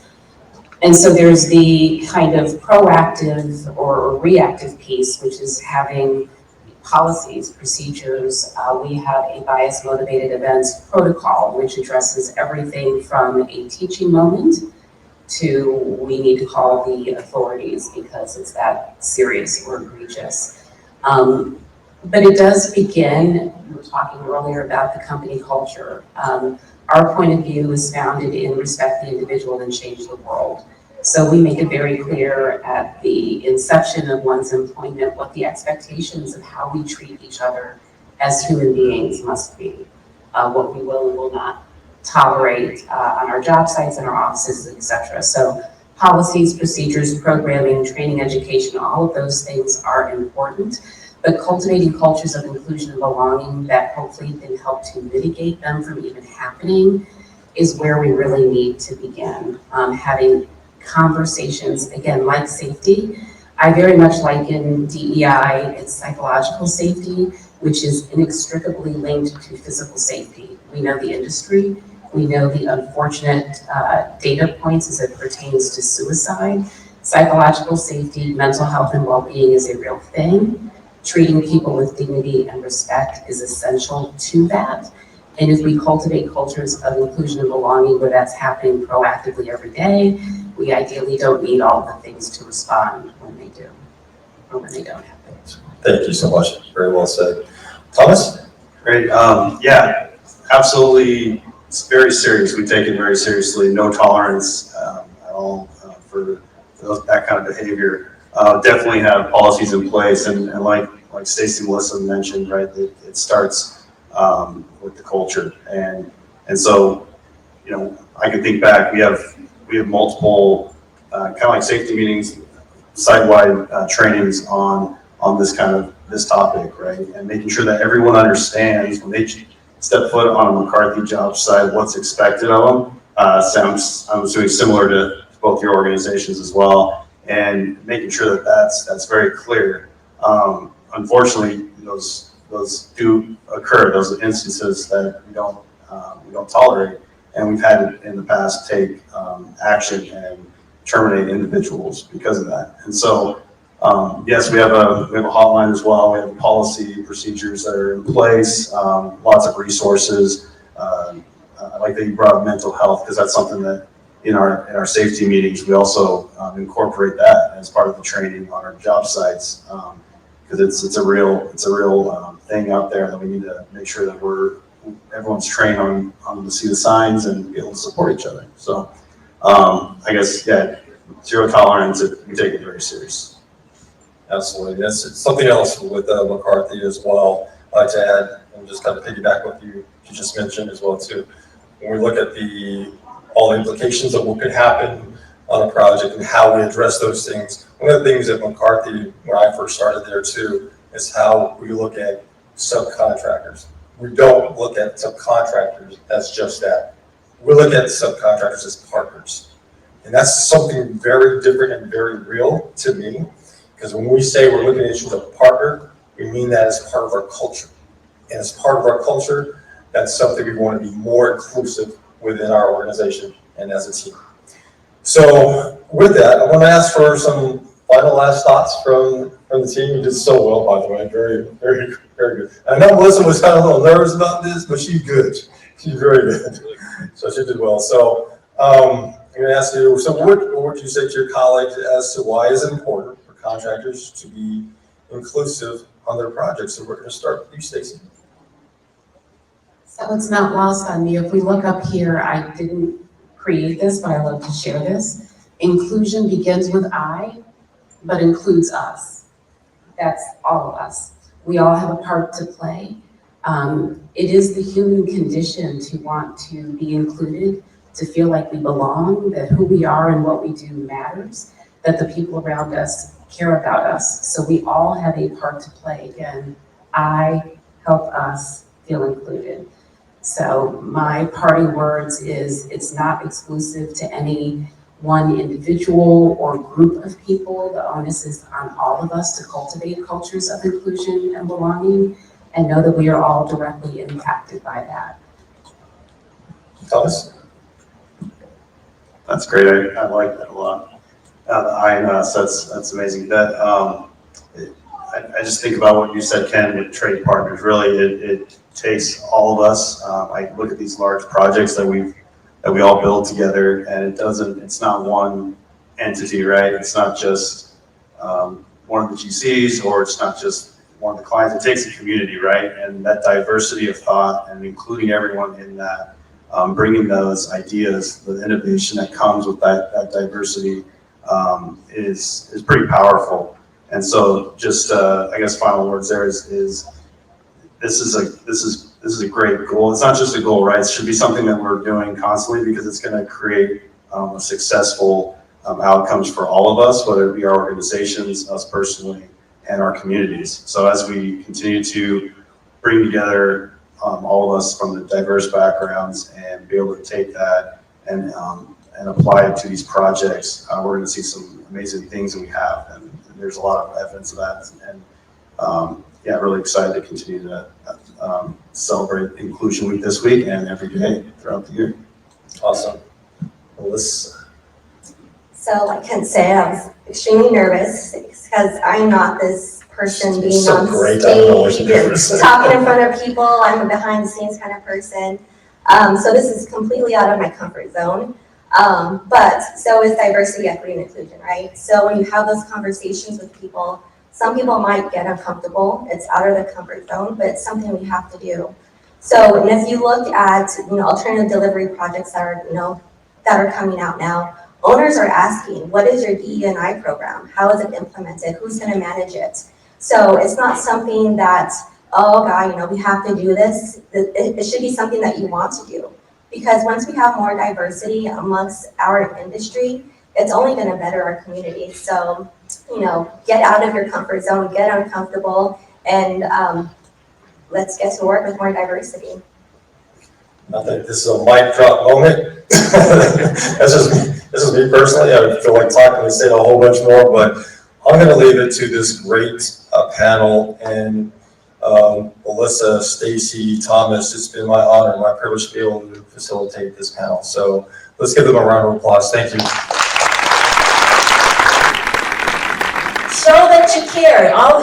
One of the takeaways I heard from this panel was intention. That was one of the key takeaways that I got, and I hope that you got that too. Around the DEI space, looking at things from a DEI lens, you have to be intentional. Diversity is the easy piece, right?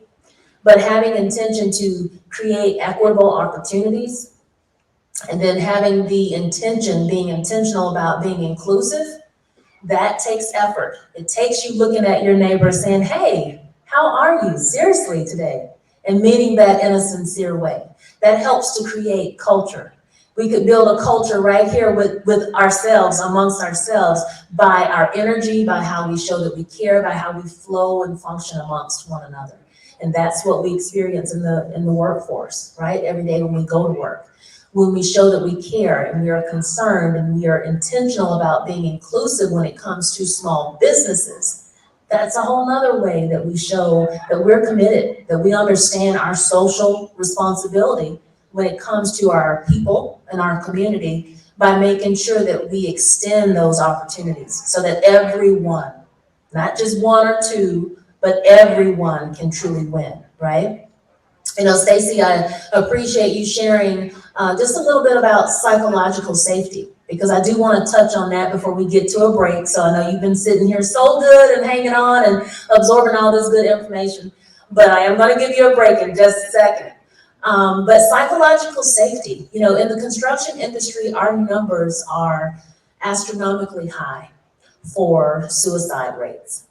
So sad, it really, really is. But from a DEI lens, what difference can the principles of DEI make to our industry, to individuals? When you truly dig down and understand what diversity is, what equity is, inclusion, and then you slide into belonging, helping an individual to feel that they truly belong to your organization and that they're valued for who they are without any requirements of changing, that creates trust.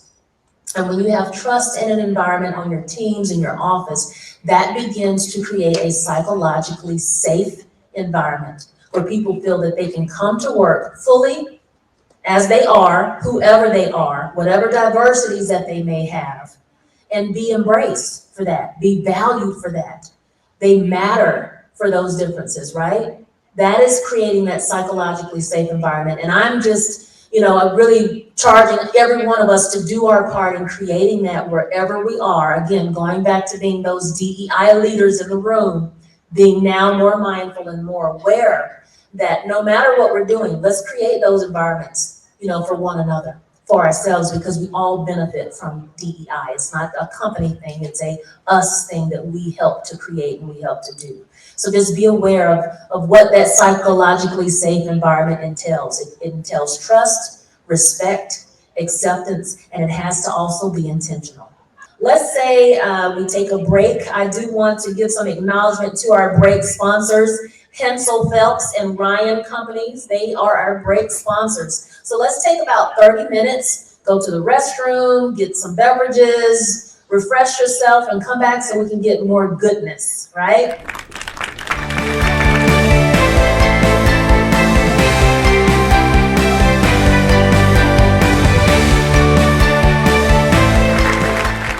So for this next session, it's going to be all about power performance. Power performance, right? Construction workforce needs, they require us to be our own biggest advocates for this industry. We recruit diverse populations and we have to stand in the gap.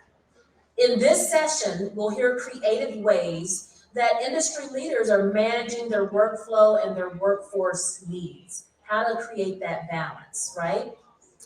Our facilitator for this next event is Ricardo Carlo.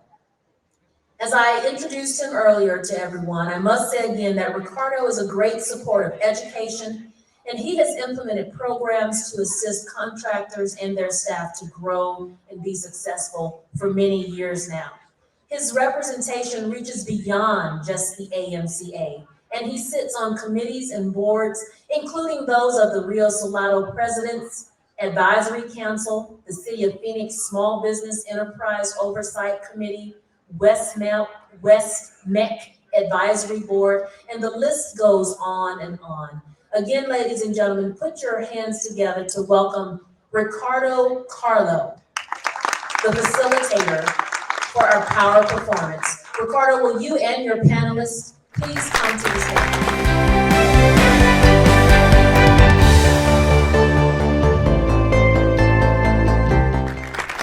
Good afternoon again, and thank you for attending as always, and you guys get to hear from me again, which I don't know if it's a good thing or a bad thing, to be honest with you.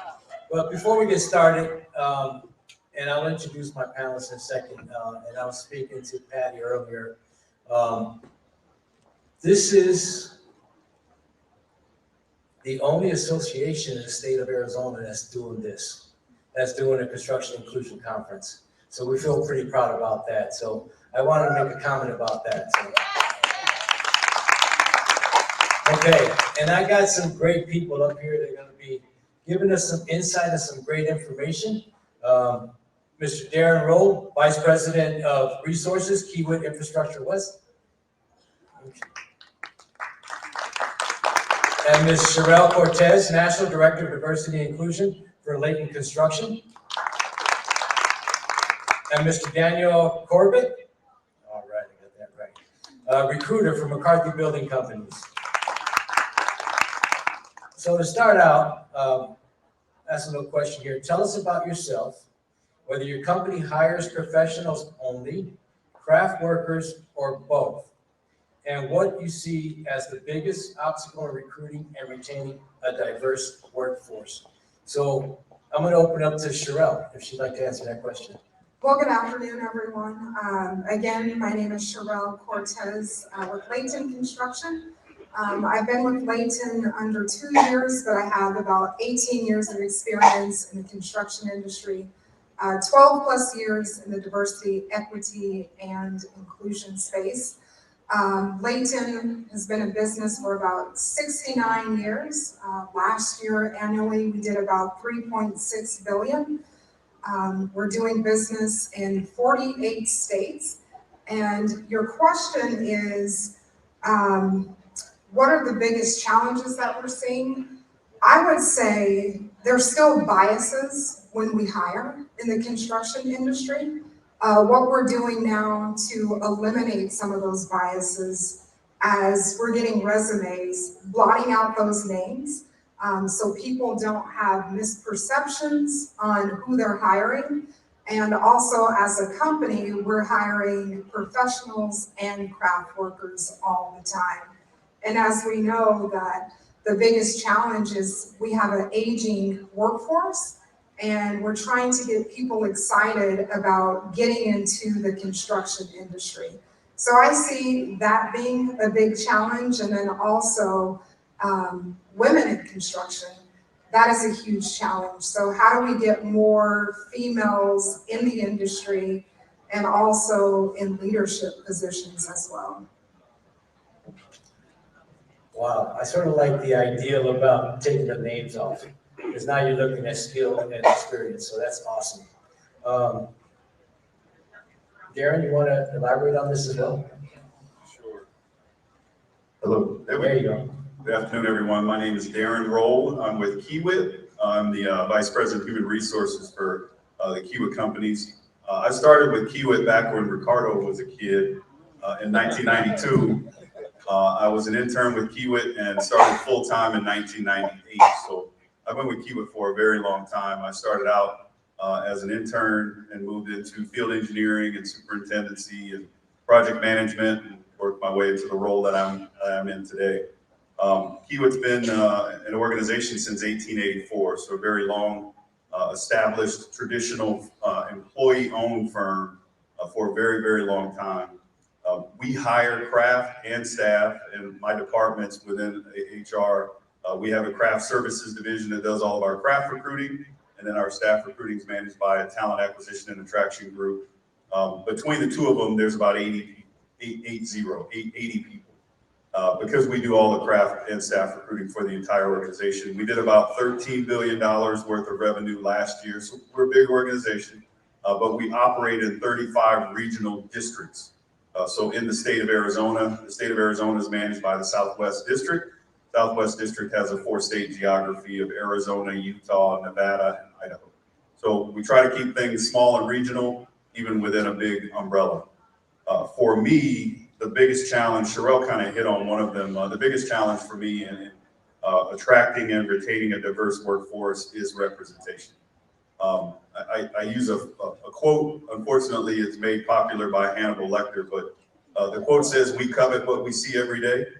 A lot of the getting new people into our doors of diverse backgrounds is being able to show them representation every day of what they can become. Sherelle talked about women. We have a program called Women in Kiewit, which we started about 5 years ago to increase the representation of females within our workforce, both craft and staff. And it's been a lot of hard work, but very good work, very rewarding work to see our population of female stockholders increase year over year based on them being able to see folks that look like them, that have similar challenges to them every day in the work that they go do. One of the positives that has come from our Women in Kiewit program is we changed a lot of our benefit structure and our structures for leave policies and maternity leave.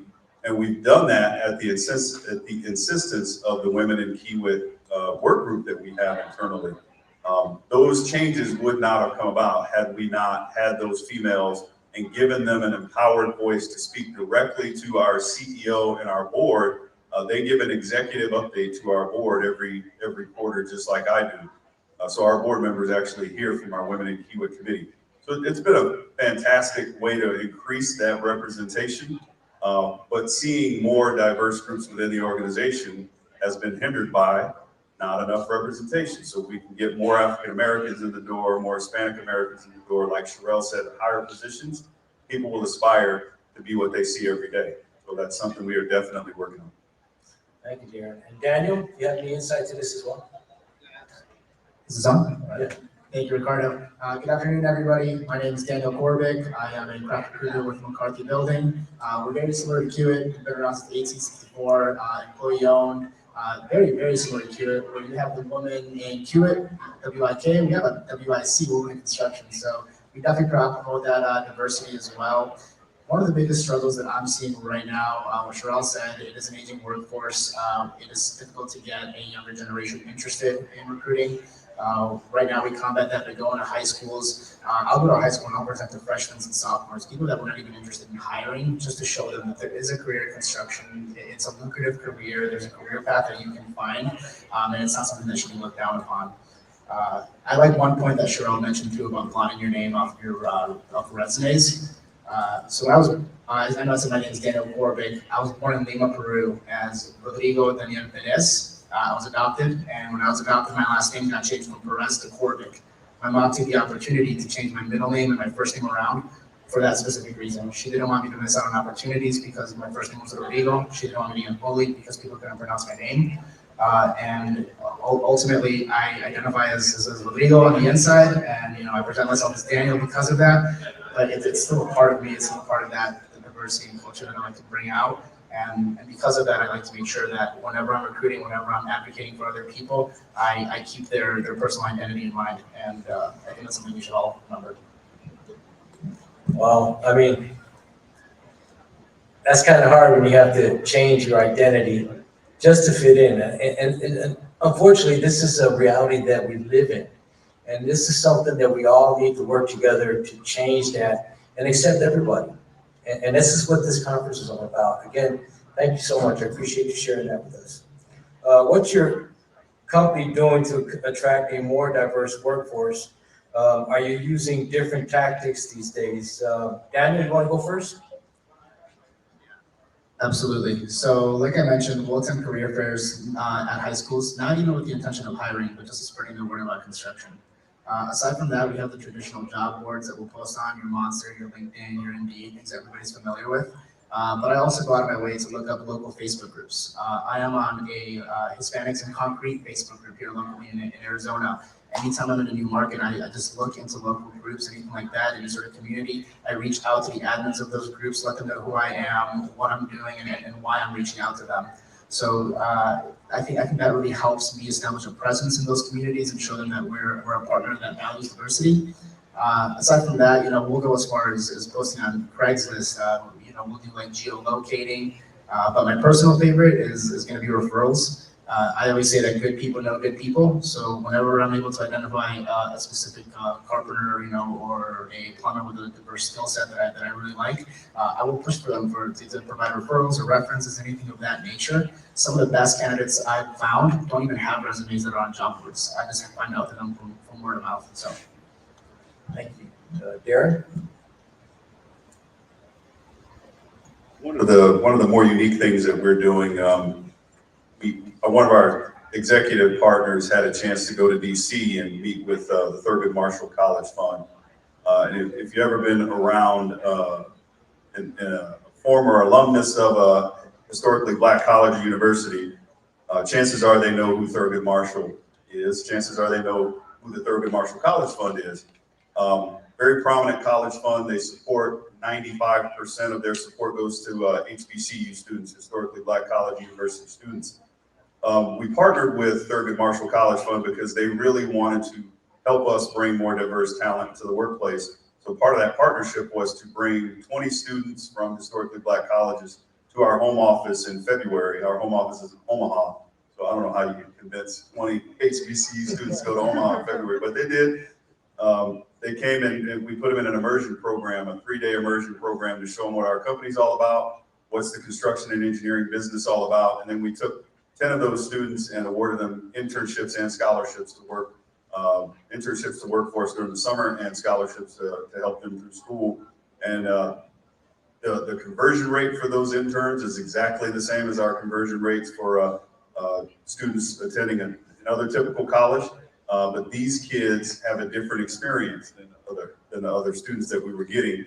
It really helped broaden not only the students' horizons to what they could be, but when we did a poll of the managers who were the mentors of these HBCU students, they talked about how much they learned from talking to the kid about their college experience and where they were from. Our HBCU students brought different cultures to the jobs, like they did cookouts. In northwestern Nevada, they did a crawfish boil. I don't know how you get crawfish in northwestern Nevada, but our students from Florida A&M put on a crawfish boil in northwestern Nevada. So not only broadening the students' horizon and giving them an experience that they would not have had they not come to work for us, but broadening our people's horizon and helping them understand what it's like to get people of diverse backgrounds in our workforce. It was a great experience, but it would not have happened, no lie, Ricardo, would not have happened 5 years ago. We had not prioritized that kind of diversity and fostering that diversity. Well, thank God you guys changed directions here. Sherelle, would you like to add some more? Absolutely. I know you all covered a lot, but at Layton, we're extremely excited about some of the new business strategies that we've incorporated. I know you both mentioned getting into the middle schools, high schools, getting those students exposed to the construction industry, talking about the different career path opportunities. Money's important. So those are some of the cool things we're doing. We're also part of the ACE mentorship across the US. One notable thing that I really want to highlight is our HBCU involvement as well. Earlier this year during Black History Month, we announced our engagement with 5 HBCUs, and that's at NCA&T, Howard University, TSU in Tennessee, Florida A&M, and Prairie View in Texas. We're also offering a national scholarship to diverse students and giving them a paid 2-year full-time internship with Layton. And the goal is, once they graduate, we're hoping that they will join our organization.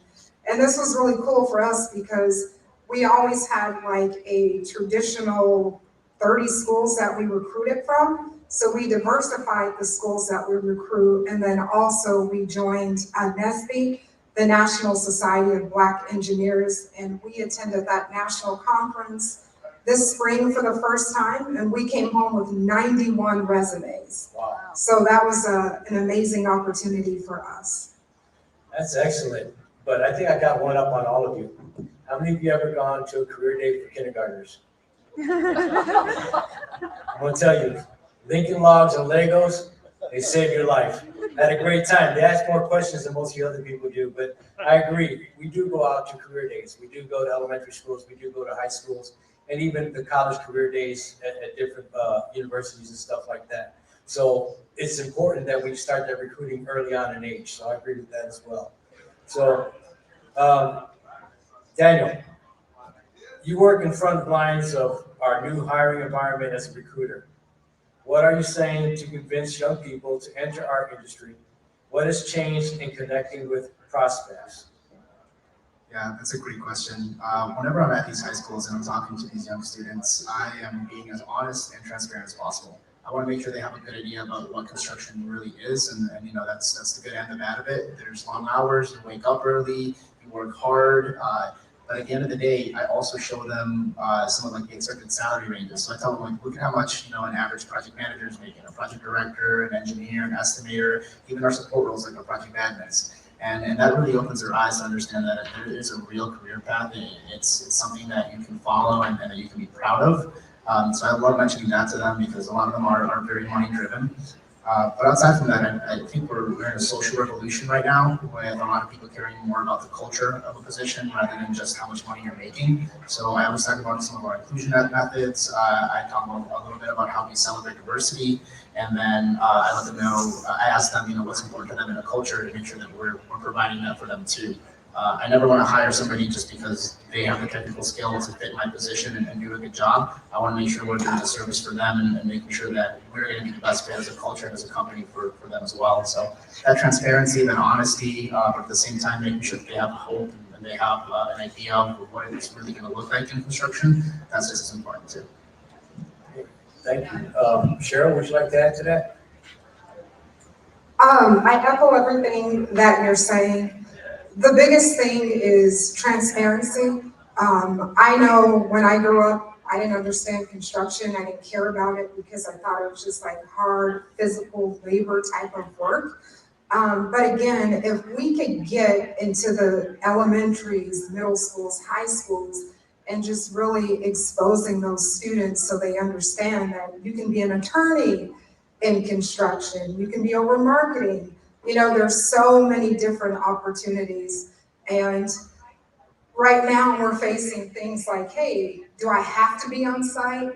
This is a virtual world and things like that. And a lot of students that we're trying to recruit, they want to have the flexibility. And we as an organization, we have to be able to meet those flexibilities that people have nowadays. Even with our older generation, people want to have the flexibility, spending more time with their families, enjoying and doing things that they like. So I would say that is a challenge. So we're trying to balance that and really listen to our employees by surveying, doing employee engagement surveys, really finding out what can we do to mitigate, because that is a real challenge in construction. We need people on site. So those are a couple things that we're doing. And again, our company culture is very important with how you retain people. And so the new initiatives that we're incorporating with new employee resource groups, that's extremely important to every employee. Do I feel like I belong? Do I have employees? Do I have a seat at the table? Those things matter outside of just getting paid. Thank you. Gary, you got anything else you want to answer that? I might just add a little piece to it on, we see a lot of the same things that McCarthy and Layton see in the marketplace. A lot of the new graduates today care less about a career than they do a job. And I'm not gonna say they don't care about their salary, similar conversation you had, Daniel. But they're 40% more likely to share their salary with the person that works with them than I was as a Gen Xer. So when you think about that, right, someone's more likely to go walk over to their neighbor and go, hey, look at the raise I got. There's less incentive for that person to worry about how high their salary goes, and it gives them more focus on the things that they do every day. So we've spent a lot more time putting in our time and efforts into what we call the EVP, the employee value proposition. We kind of boil down the things that attracted people to our organization into 3 things. Projects that matter. We talked a lot about those projects that give people purpose. You know, one of the jobs that I just remember working on that really attracted me to sticking with the company, I got a chance to build an early Head Start center. I'm a Head Start kid. I got to go be a project manager on a Head Start campus where 95% of the kids on that campus were brown. And they all grew up in homes like the home I grew up in. So, you know, every once a month I would have the kids out on the job site. They'd climb all over the crane or climb in the dozer. That was an employee value proposition for me. That's one of the things that got me to stick around with the organization. So trying to find that why for our people or for those recruits and give them a chance to see that their why fits in our organization. One of the things, and I'm sure Leighton struggles with, and McCarthy as well, we're national firms, we build work everywhere. Finding people that are willing to embrace the adventure and the opportunity with traveling. I've moved 4 times in my career, which is way lower than the average employee that's been in construction for 30 years. But those 4 moves have challenged me, my family. They've given me more financial opportunity, more upward mobility. We try to bring that value proposition out to the people that we recruit and show them, okay, well, many of us go to college somewhere different than where we grew up. How did that experience work for you? Most people tell you their college experience was great. Why would you then limit your life after college? So I'm only going to live in this one spot my entire life. So we try and just find the value proposition for those candidates and talk in personal terms about what my value proposition was, trying to connect mine with theirs, and we train our recruiters as well. You guys like the military, aren't you? Traveling all the time. But this is sort of off subject, and this is my own personal question. I noticed that a lot of times when I meet with students and stuff, it's not the student, it's the parent that you have to change that mindset on about the construction industry. Because every parent is like, oh no, I want my son or my daughter, they're gonna be a doctor, they're gonna be a lawyer. You know, they don't understand that the opportunities are there in the construction industry. And the other thing that they don't understand is the fact that not all kids are gonna go to college and here's an opportunity. So have you, is that something that has ever crossed your mind or something that you give thought to? You're shaking at me, Darren, go ahead, brother. Yeah, one of the things that we've had to try to dispel is the idea that everybody has to go to college to get a successful career in construction and engineering. So we talk, especially when we talk to parents, a lot about our conversion rate of craft to staff. While it's not like 70%, it's in the 15 to 20% range of our, let's call it executive levels, our district, and I told you about those 35 regional districts. 15% of those 35 regional district managers and above in our organization did not go to college. They grew up in the craft ranks and they worked their way up into roles where they are now, vice presidents of the organization, and they didn't go to college. Conversely, telling these same parents, what's an electrician make? A licensed electrician in lots of places we work make over $100 an hour. A lot more money than I make. Well, how does that happen? It happens because they are a very specialized need, and those individuals that can think on their feet and work with dangerous, voltage and things like that, they're not a dime a dozen. You can't just go find them. So gone are the days, we tell this to parents, gone are the days where construction is the plumber with his butt crack out working underneath your sink, or the guy you see on the highway who's not really watching traffic, but he's supposed to be controlling traffic. That's not construction anymore.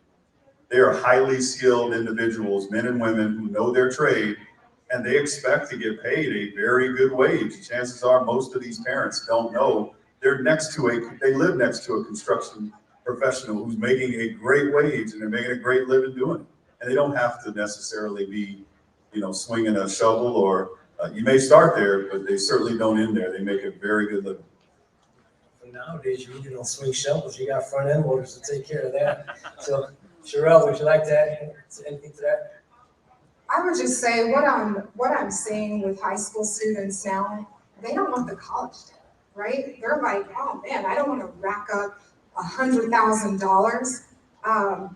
But networking with the parents, again, what I talked about earlier, how we're getting the students exposed, we need to get the parents exposed. We need to get the parents educated in the construction industry. And again, you said it so clear, it is a great industry to be in, and there's a lot of money to be made in construction. My career is very fulfilling, and I actually have a son that got recruited right after high school. He didn't want to go to a 4-year college, so he went and worked for a construction company, and he sees his position as a career, not a job. And he's doing very well for himself. So just having more of those testimonials from other students, it really helps. Excellent. Dan? Yeah, I think it's just as important to sell the idea of a career in construction to the parents as it is to the students. I remember there's always like that old saying, if you don't go to college, you're going to end up like that guy. And you have a parent pointing at someone, working construction on the side of the road or something like that. But nowadays, you want to work like that guy. You want to, work your way up. And part of that is the opportunity for a career path. So when I'm going to these high schools and I'm talking to these kids and their parents, I'm showing them we have a career path that starts off in either two areas, either craft professionals, so somebody who's straight out of either high school or straight out of a trade school, or there's the college route, and then you start off as a project engineer. At McCarthy, our last CEO, he started off as a carpenter, as a craft professional. And that's what I tell them. Our current CEO started off as a project engineer. So there are a lot of options for advancement, and I think showing them that it's real and that it's something that's tangible for them, and McCarthy being an example of that, it opens their eyes to making them see that it's a real opportunity, it's a real career, and the parents absolutely love to hear that too. Bo's a good man. I knew Bo for a long time, and what he was talking about is true. Bo was a craftsman and ended up being president and CEO of McCarthy. So there are opportunities that are out there. So on the next question, this I'll have Sherelle start out. Retention of your employees is more important than ever nowadays. What steps is your company taking to retain its diverse workforce? So this is an excellent question. So I've been with the company for under 2 years and really looking at all of our processes through a DE&I lens. So when I got there, we kicked off our employee resource groups, starting off with our Women Inclusion Network. And that has been phenomenal for all of the women. All are welcome to be a part of it. But we also kicked off our employee resource group for our African American Black population and really focusing on professional development. How do we retain and how do we we don't want to be a revolving door at Layton. As we hire diverse employees, we don't want them to leave. So, really listening to our employees, making sure that they have sponsors and mentorships and allies in the organization, where we want to see them grow and succeed and having a seat at the table. That's extremely important. So we have other things that we do for our employees, recognition. We heard from a lot of our women when we kicked off our employee resource group. So we changed a lot of our health benefits. So that was important in regards to retention. And then also having a structured career path, because people want to know, what does it look like for me? What are my next steps? Am I growing with the organization or am I staying stagnated? So really identifying where employees can go. We've increased a lot of our online training, providing more flexibility to our employees as well.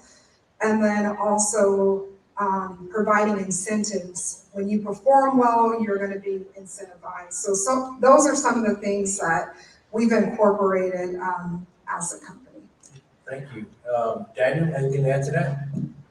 Absolutely. So before I got into in-house recruiting for McCarthy, I worked in the staffing industry where I have to hire somebody, send them to a client, and I have to hope that they stay on for as long as they can.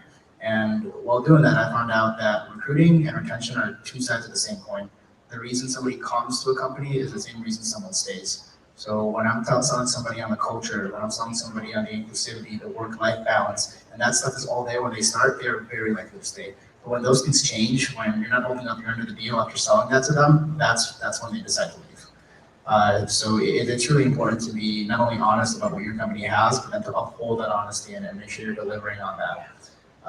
One thing that Cheryl said also was the very defined career path. With McCarthy, we have 4 different levels for our concrete finishers. For apprentices, a level 1 through 4 apprentice, so we mirror pretty similarly what the union has. And we want to make sure that they have all of those job descriptions. So if you're coming in as an apprentice level 1, you have the job description for the level 2, the level 3, the level 4. And in there, you'll see the deltas in between each position. So you know exactly what you need to do in order to make it to that next level. By making it easy, by defining it for them, by showing them, the potential that's within them and what they need to build to get there, that just makes it easier for them to succeed and to grow within the company. Darren, would you like that? Sure, I'll add one other aspect of it, which is kind of taking our talent development group. That's the group that really is effectively our clearinghouse for major training of our folks from staff positions into leadership and then executive leadership positions. We've long kept this succession list. The succession list is a list of the up and coming individuals within the organization that are ready for the next level of promotion within the next 2 years. Usually, again, that's in the project manager or above roles. Our CEO challenged all of our district leadership to take that succession list, that ready for project manager in the next 2 years, and make sure it's represented with diversity. He wanted to see that list. It was at least 30% female, that list is better than 30% minority. And he encouraged them to make sure that there was diversity on their succession plan list when we hadn't been keeping track or encouraging that same diversity before. And we've seen the number of diverse candidates attending our talent development schools increase. And again, back to that idea that you covet what you see every day, as people have seen that number of diverse candidates, diverse employees ready for a promotion, they know they're in the class with another individual that's ready for promotion. They network amongst themselves and they could live across the country from one another, but that network perpetuates more communication, collaboration, conversation, bringing in other people that look like them, getting them part of that network. So it's been almost an ad hoc ERG, like Sherelle was talking about, amongst these employees who may not have been included on the list had they not been encouraged by their managers to seek a promotion, to be ready for that promotion in the next couple of years.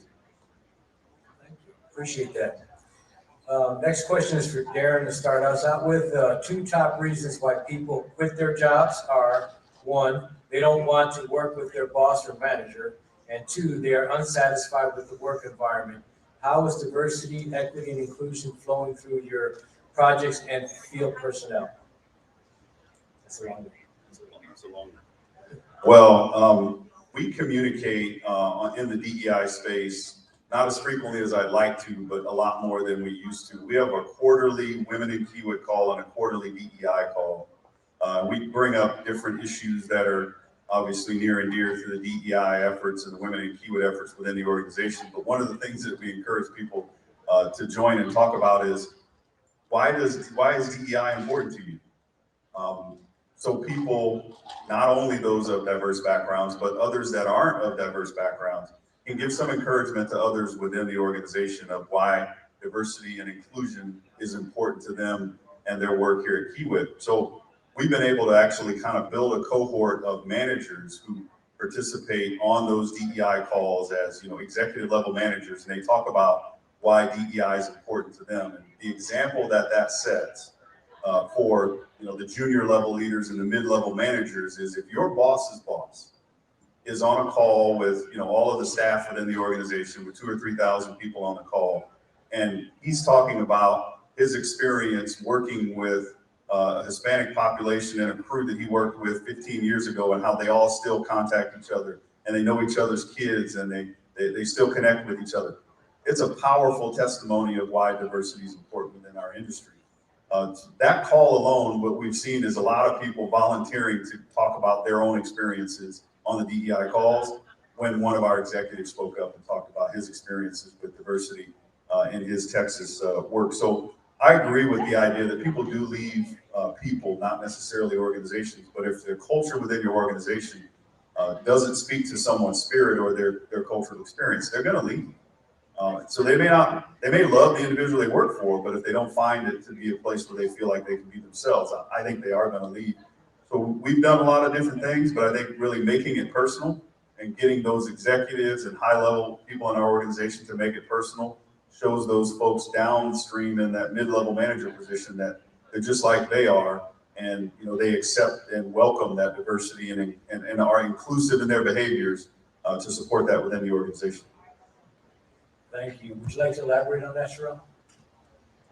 So I agree. I feel like people leave their managers.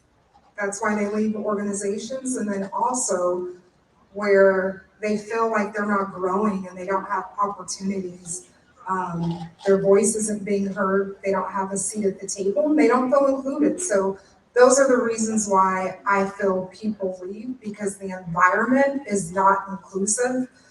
So a couple of things that we have been doing, we're structured a little bit different. So we're structured by business units. So each business unit has a diversity, equity, and inclusion manager that supports that BU. So they're talking about certain challenges that we're facing when it comes to our supplier diversity needs, if it's in our internal DE&I.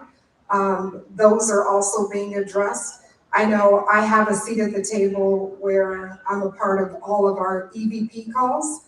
So that is addressing any issues that we may have, any challenges, what changes we need to see, what feedback that we're hearing from our employees. But the biggest thing is, how are we duplicating, what are we doing in the office, in the field? So people feel like they're included and they're part of the changes that are going on in the office. So if we're having unconscious bias training, how are we incorporating that in the field as well? Just making sure, like you said, that message is getting disseminated from the CEO all the way down to mid-level managers to project engineers. So we're all on the same page when it comes to diversity, equity, and inclusion. Thank you. Daniel, any words? Yeah, I want to tie into two things. Are we okay? Great. I want to tie into two things that Darren and Cheryl said. So one thing that Darren mentioned is you could love your manager, but if the culture doesn't support you and what you're looking for, you'll still leave. Ultimately, I think that the culture in a company is made up of the people. So making sure that all of your individuals, all those mid-level managers have that same kind of culture mindset that you're looking to enforce within your company, that you want your employees to look up to, making sure that that's standardized and that you don't have any sort of those weak links. That's going to help improve your culture. That's going to help improve your retention. That's going to make sure that people aren't leaving because they don't like the manager, but they don't like the culture. And then another thing that Sherelle had mentioned was making sure that, oh, you know what, I'm spacing out on it. I'm so sorry, Cheryl. Yeah, I'm so sorry. I spaced out my second point. No worries. I understand that. So, our final thoughts. So what more can we say as an industry to do to promote diversity in construction? Start with Daniel. I think two-way communication is the most important thing. That was your second point that I wanted to mention. We did a craft survey last year. I'm a part of it every single year. And one of the biggest and most important things our craft want to hear is two-way communication. They want to be heard. They want to be listened. Right now, something that we're going to be doing is digital signage. We're going to be putting up TVs, monitors, sort of displays on there where the craft are going to have communication for us, and they're going to have a QR code where they can scan and give feedback back to us as well. So having that two-way communication, making sure that they're heard and they're understood.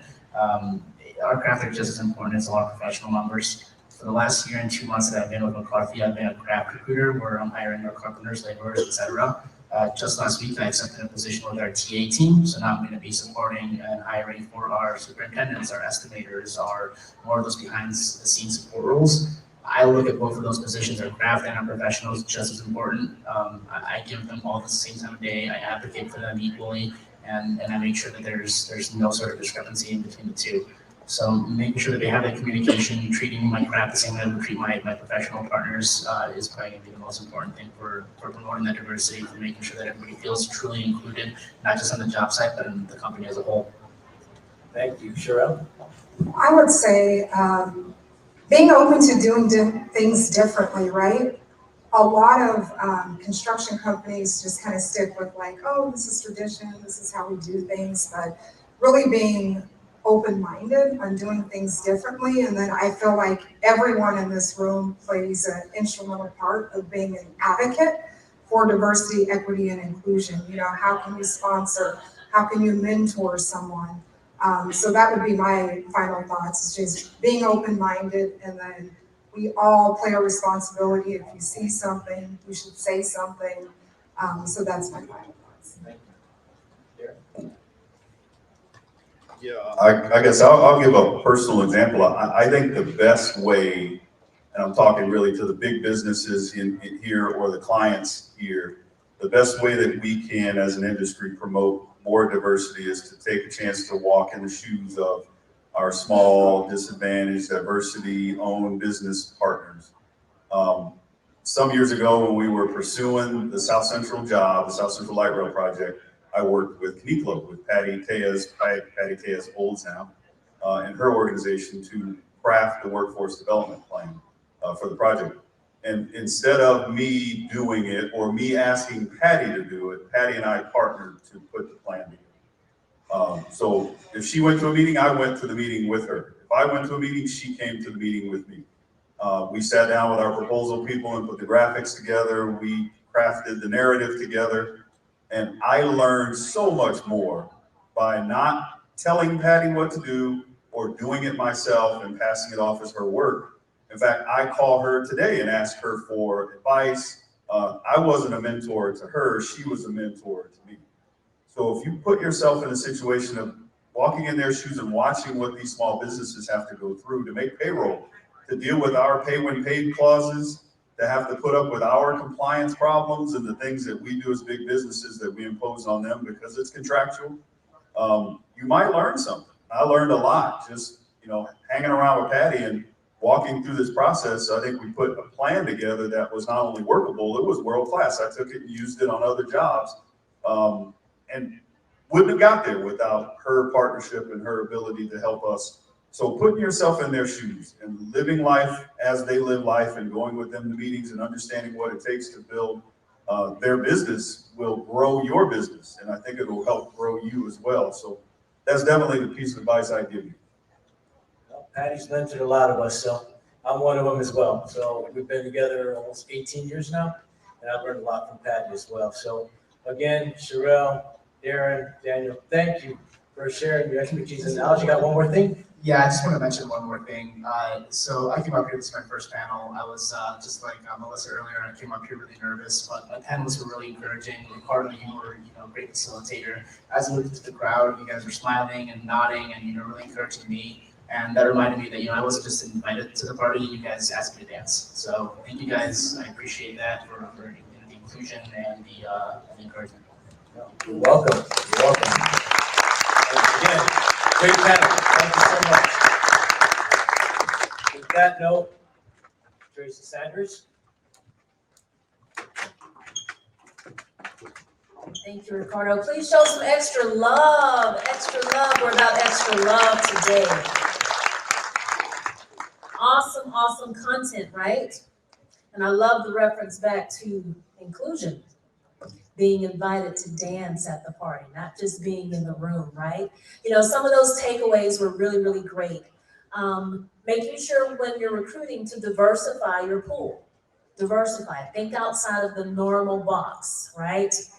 Actually get outside of the box and diversify your pool. Set goals around your organization structure, right? And career progression plans. Another piece was, and I'll add this one in, culture add. I want to challenge all of you. Sometimes when we think about recruiting, we're looking for a culture fit. And we all sort of know what that means when we say fit.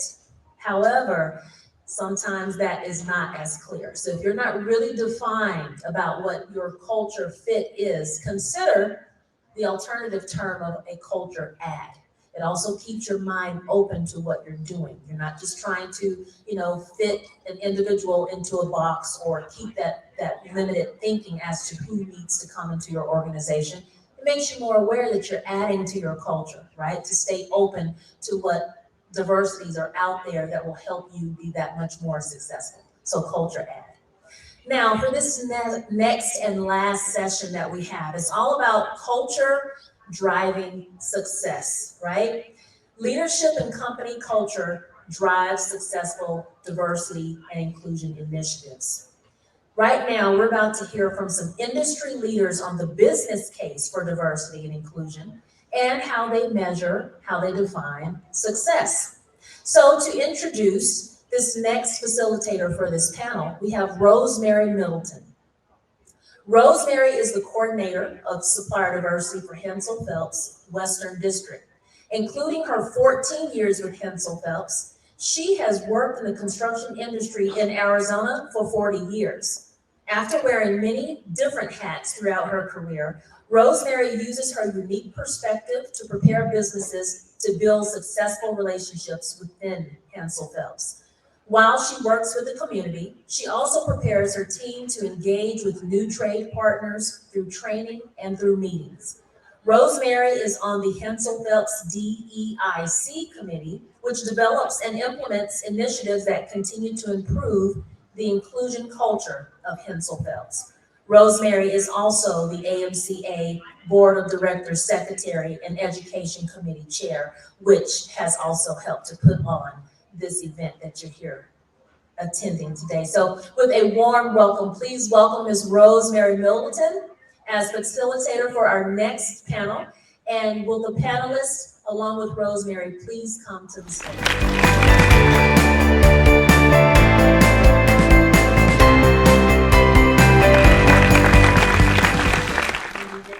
Organized and in order. Get Sandra over here. Thank you, welcome. I'm proud to present this panel of industry leaders who will inspire us to become DEI leaders as well. Please introduce yourselves, and we'll start with Daniel at the beginning, with sharing your name, your title, your company, and the role you play in promoting and leveraging your company culture. Okay, hello everyone. I'm honored to be here. My name is Danielle Puente. I am the Chief Financial Officer of DP Electric. We are a full-service commercial electrical contractor. Solely in Arizona, we have about 550 employees. And DP Electric was founded by Dan Puente. I know a lot of you know him. In 1990, he's my father.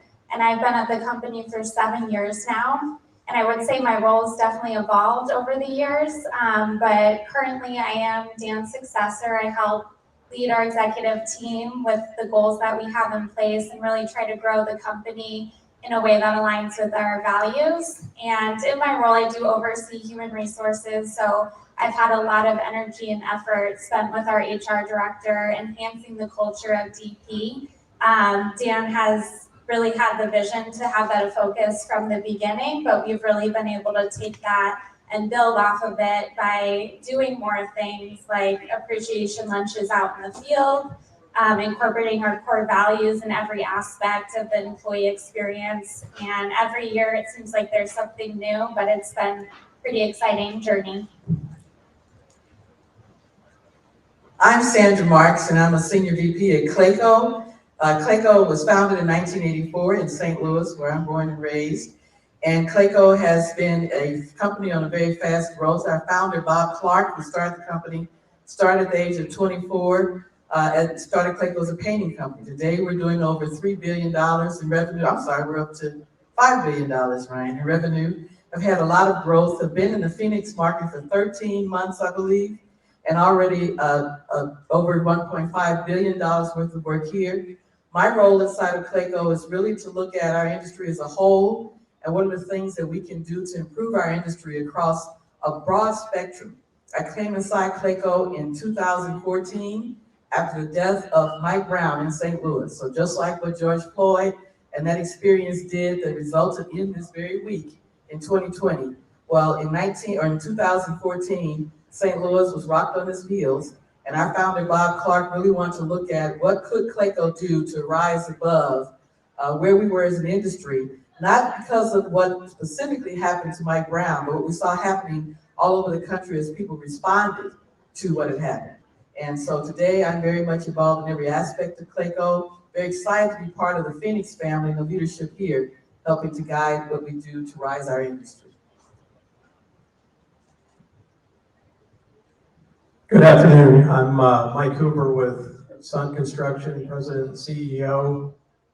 As the CEO, I set the tone for the company as the cultural leader.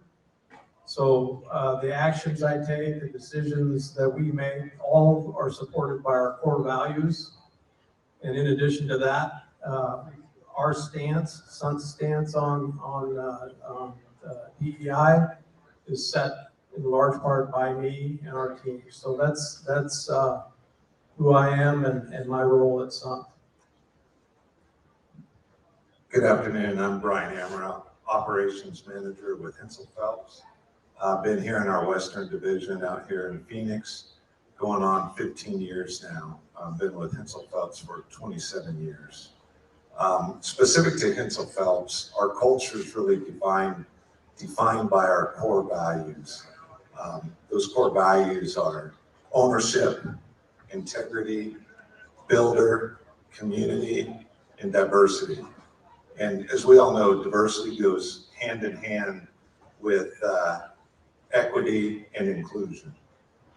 My role specific to that is to train our folks in our core values, to demonstrate our core values as a leader, as well as to correct when someone's out of line with those core values.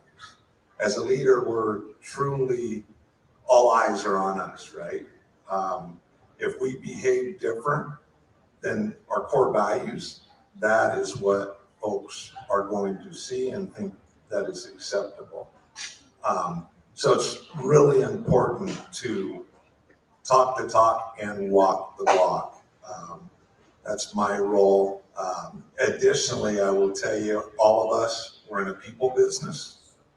The best way to break down those barriers with people is get them comfortable, we're one team, getting knowing each other, getting them interacting. So a lot of my effort goes to team building, knowing our people, communicating with them, understanding who they are, understanding what drives them, and encouraging their growth within our organization, and focusing on their strengths and encouraging them to improve on their weaknesses and putting them on teams that will complement that.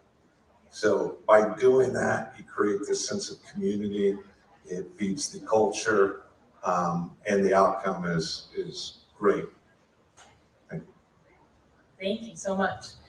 We have several questions, and we're a little worried about our time because we have the biggest panel here on this final panel. So I'm directing our questions specifically to certain people, but if you have something to comment, please feel free. This is really a conversation. I'm just a facilitator.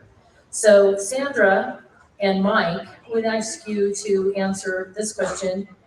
Has diversity and inclusion always been an essential part of a company culture? And what changes have you made recently? Well, certainly at Clayco, as I talked about, Bob Clark, our founder, is a very unique individual. And if any of you all have not become familiar with him, I urge you to take a look at his blog and also the Clayco page. And you'll see that the culture of Clayco really did start with Bob Clark back in 1984 and how he's wired. And he's wired to really have, as part of the statement, the culture around Clayco, that one, he surrounds himself with the best and the brightest. And that's one of our core tenets. So we want to find the best and the brightest individuals, subcontractors in every market, regardless of race, gender, size. We want to be able to tell our client The best and the brightest contractors and consultants want to do business with Clayco because we treat people, which is our second tenet, we treat people the way we want to be treated. We started as a small business, so we know what it feels like to be a small business.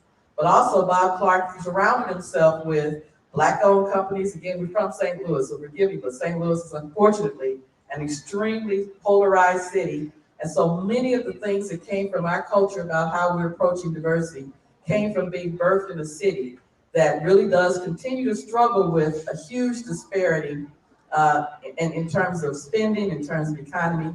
And so Bob Clark's own upbringing in that city really influenced our programs for a long time. So we started this back in 1984. I'd say that we were diverse from the very beginning. We were inclusive probably in 2000, and equity took front and center in 2020. When everybody was in the same situation, right, that we're all still in, but everybody wasn't coming out of it the same way.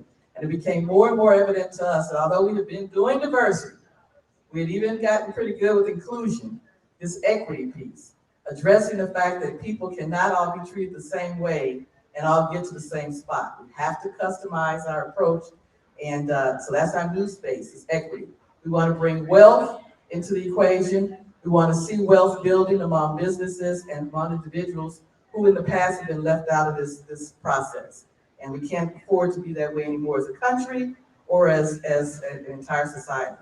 So that's kind of the change we've seen. Thank you. Mike? Well, we're a 133-year-old company, so DEI has not always been part of our focus. But equality has been. We have always treated our people fair. We treat our subcontractors fair. Integrity is one of our core values. So equality has always been part of the fabric of who we are. As it relates to the changes that we've made, about 5 years ago, before all the DEI thing became really popular, we started focusing more on the whole DEI program.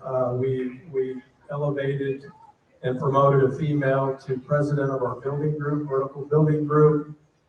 We've added 3 females to our executive team. So now a third of our executive team is female. And I've been on the executive team for about 12 years. And I will tell you, our executive team is better and operating better than it ever has. The opinions that we get from the diverse group that we have been very good for our company.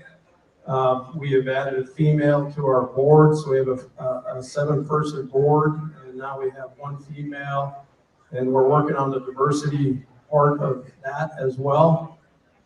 We created a DEI committee a couple of years ago, really about 2020 is when we started that. We've hired a DEI consultant. We've set goals for our DEI program because what gets measured gets done.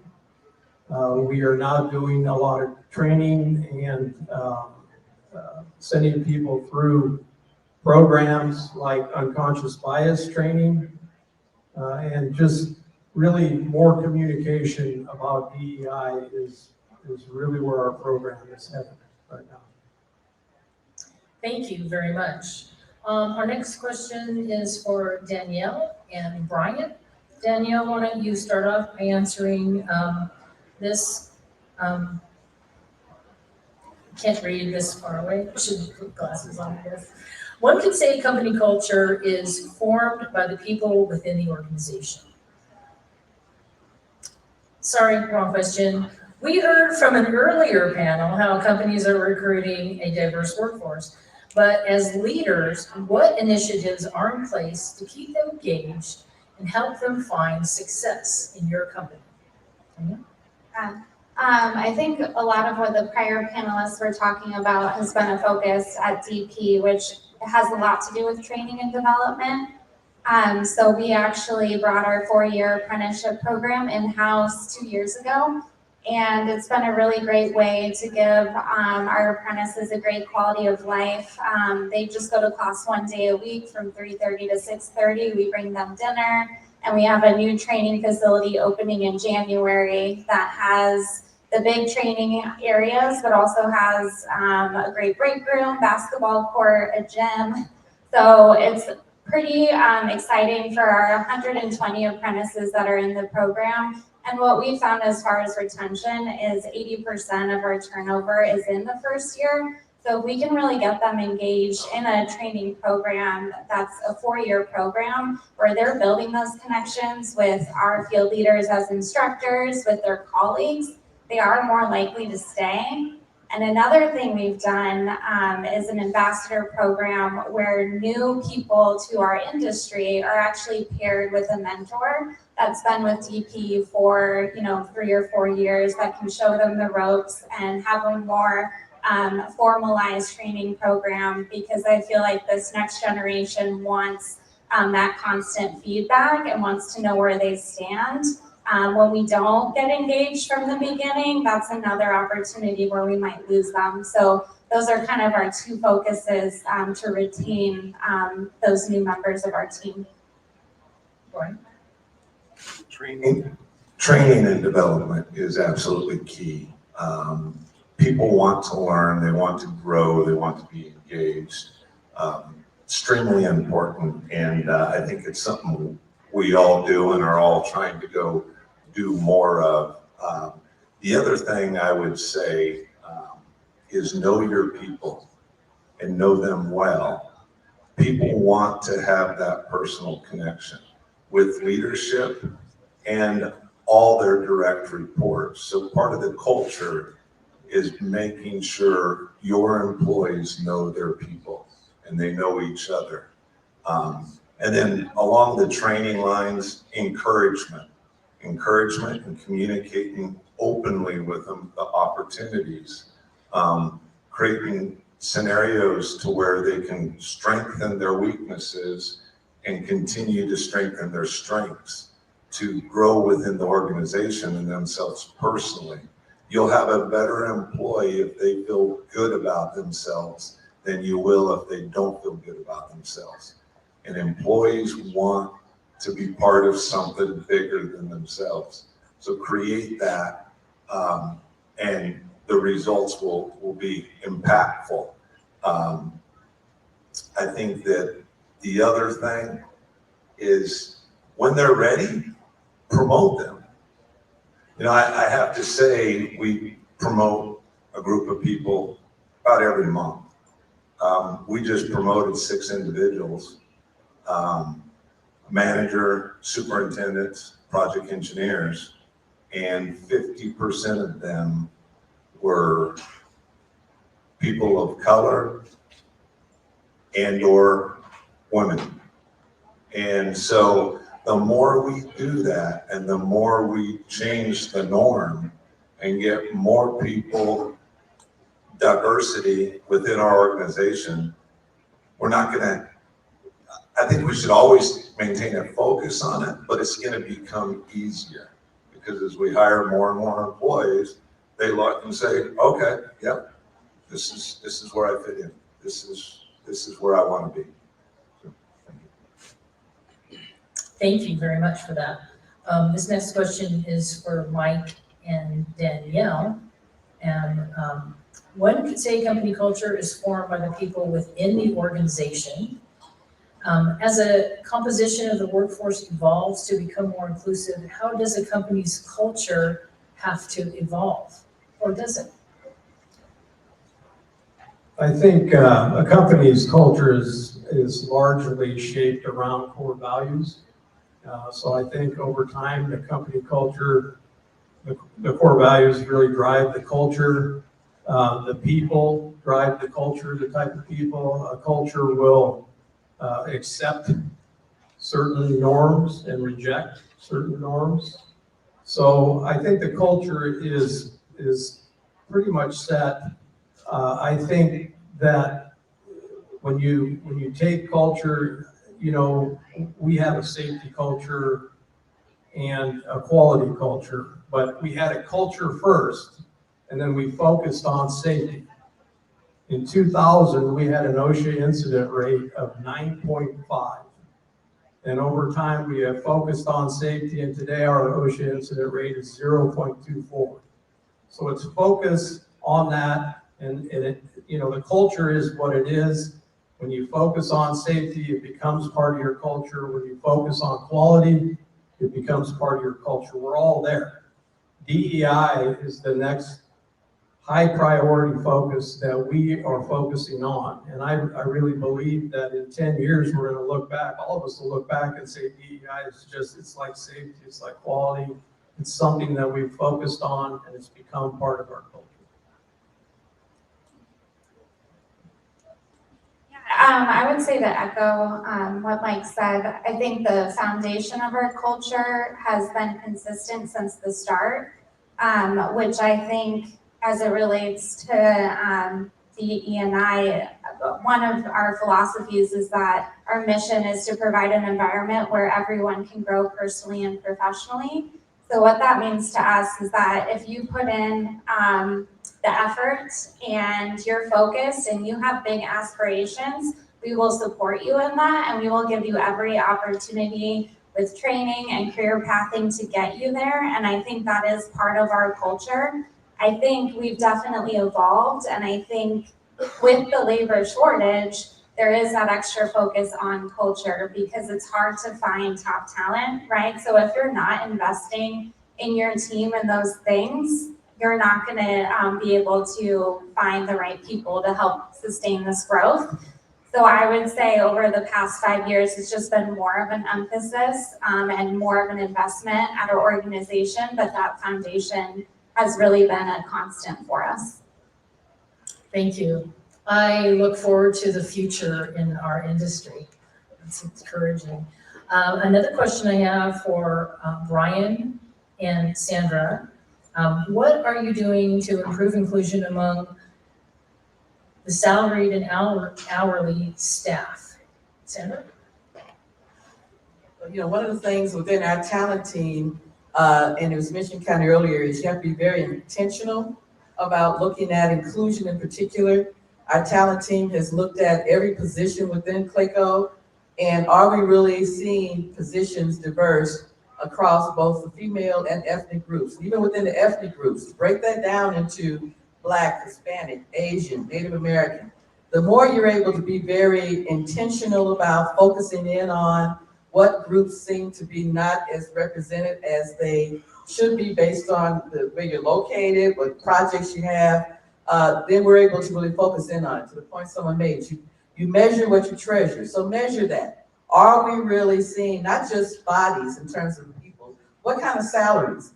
You know, are we helping people to get income levels above what the average income levels are for that population? You look at every different ethnic group, and then certainly when you look at women, are we paying women what they should be paid? In ethnic groups, there are certain groups where even paying them 6 figures, you're not going to erase years and years of systemic poverty. So you have to be able to not just look at what you're paying people, but the quality of life you're able to provide for them.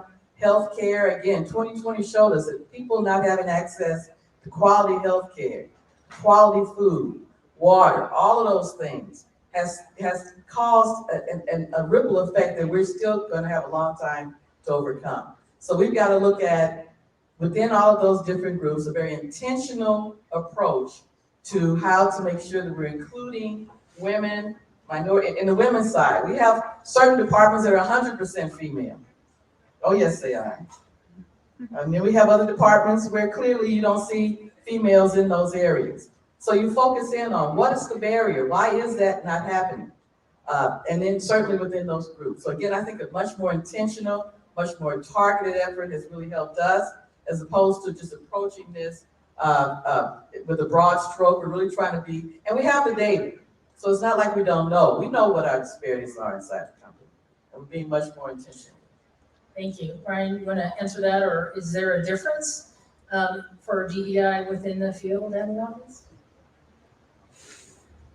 I wouldn't say there's a difference in the approach. One thing that I know that we work really hard on, and that is making sure that craft are feeling included.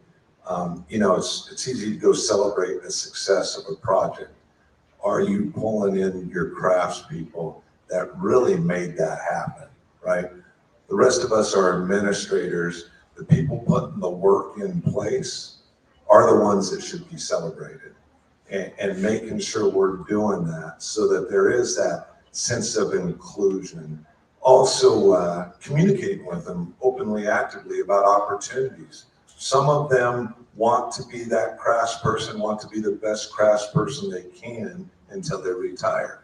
Others want to take that skill, grow in it, and come into management. You have to be having those discussions and discuss those opportunities and give them an opportunity to know that that's available if they want to pursue that, and then help support that pursuit. It's all of our goal to create an environment that people come to work in and can show up as themselves and their whole self every day. If they don't feel like they can do that, they're not feeling a sense of accomplishment, and we as business leaders are not getting the most out of them in this harmonious relationship that makes them feel good and helps our organizations. Thank you.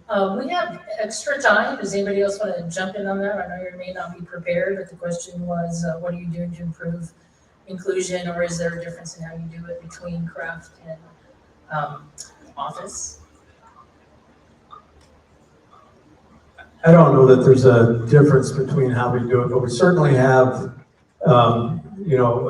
measure what you measure gets done, and we have measured our rates in certain areas, and as it relates to craft, we're, from an ethnic standpoint, we're 65% Hispanic. That's part of what the makeup is around this geography, right? And certainly from an admin standpoint, we are not that high. So we need to, what we're focused on is the areas where we're lower. Like if you look at the Black population here, compared to maybe in the Midwest, here it's low. Here we're, we have a goal to hire 3% Black people, just because that's to some degree what's available out there. If you were in the Midwest, that would be a big different number, right? The Hispanic population would be much less, and the Black population would probably be higher. So we're really focused on trying to take the ethnic populations that are lower here and trying to raise those up and be intentional about how we hire in those categories. I think that's a big part of really kind of the difference between admin and craft type folks. Yeah, I think that's going to help our recruiting efforts, right? Where people are going to see somebody that they can recognize in all different jobs within this industry, and that's our goal. And then it isn't diversity focused anymore. It's just we're recruiting and people finding where they're comfortable to work. So thanks for all of your efforts. We have a final question here that I would like everybody to ask, and I guess maybe the easiest way is just to go down the row again. Our final question is, as an industry, our leadership has been key to creating a culture of safety in our industry and our companies. As a result, we celebrate safety success regularly. On an earlier panel, Stacy Barkley spoke of psychological safety, and we think that's DEI. How can we create a culture of diversity and inclusion in the industry and your organizations?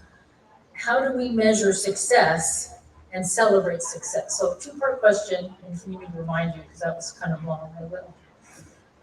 Yeah, so I think for DP Electric in our history, being started in 1990, basically out of Dan's garage, a lot of the early history of our company was all minority contractor opportunities. So really that allowed DP Electric to really prove our capabilities and follow through on our commitments. And then we got bigger jobs and more opportunity over time. And now we are one of the top electrical contractors in the Valley. So I think success really looks like more stories like that. And I think how we can do that is by helping support those contractors that are just getting started on that journey, right? And I know one way that the AMCA does that is through a leadership program that DP Electric has been lucky to be a part of, where we can kind of share some of those best practices on leading people and processes just to help those businesses be successful. So I think that's a really great way to make our industry stronger. Thank you. You know, we've started an initiative that we call Clayco Rising, which is us acknowledging that for us, success is not Clayco being the contractor of the year, and all of a sudden we're the ones that are using DP Electric and everybody else, and the next year is McCarthy, and the next year is Layton, and the next year. Success is really when all of us are able to do it at the same time.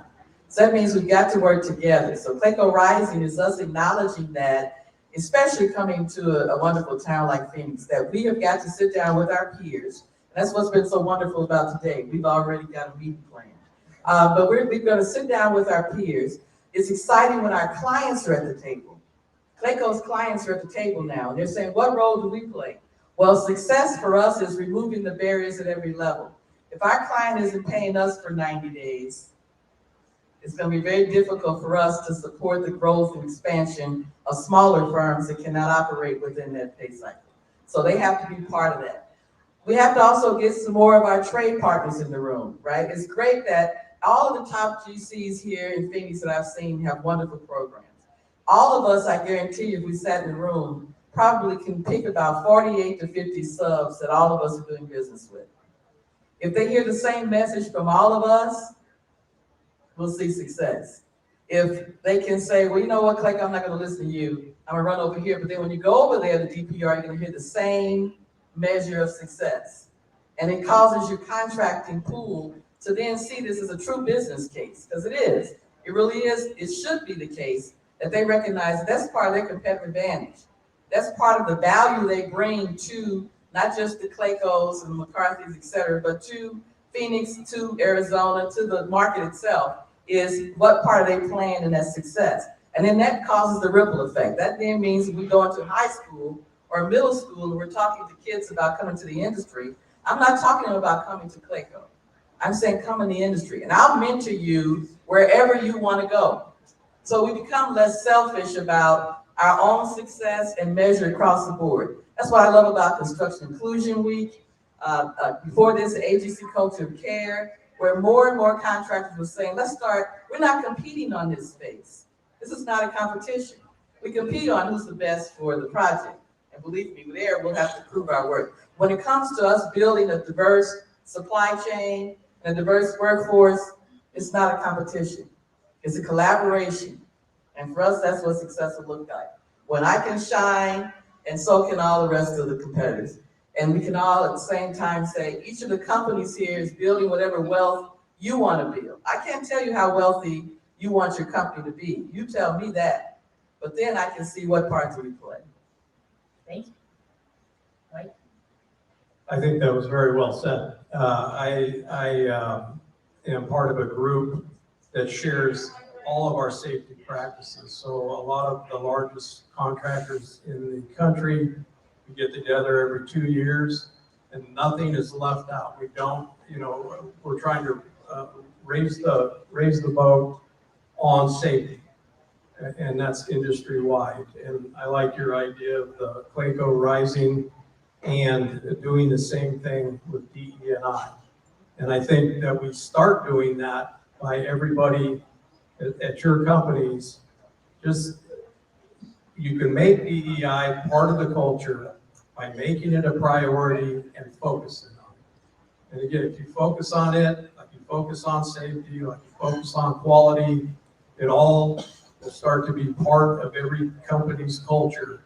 And then if we remember that we all do better as an industry if we're working safely, if we're doing quality work, and if we're promoting DE&I, that's the best thing for our industry. And we're a big part of that as well. Thank you. Right? Well, right now, I just can't get out of my head that we need to get Clayco involved with Build Your Future Arizona and ACE mentorship program. Yes, yes. I agree with that. Done. Right? All right. So, Mike had hit on it earlier, and I believe this, and kind of the questions teed up that way. Go put a focus on it like we have safety, which is everybody's responsibility. The reason why success in safety and the tide has been raised, which has risen all boats, is because everybody's part of that. If everybody becomes engaged and responsible for DEI, we'll have the same effect in our industry. And as far as measuring that, I don't have the answer to measuring that. I know what we do to try to make sure it's happening is, once again, through trainings, through development, much as we do with our safety. Obviously, safety is pretty easy to measure if you don't have any accidents, right? The mod rate goes down, right? How are we going to go measure DEI? I'm open for ideas, suggestions, and maybe that's something we can talk about more. So AMCA would love to facilitate that conversation and the local conversation about psychological safety. Have that saying, bring everybody to the table. Where's Patty? She'll Make it happen? She'll make it happen. Okay. And we'd love to be part of that. But hopefully you're as inspired as I am about the future of construction industry and where we're going. Everybody seems to already be raising all of our boats together. Thank you for participating. It's really interesting and beneficial to me and our audience. Thank you.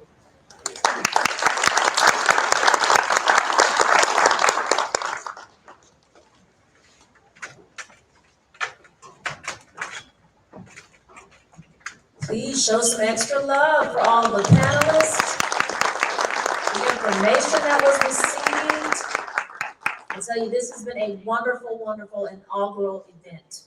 You can definitely, and I'm going to say it again, tell your neighbor, I was here for the first.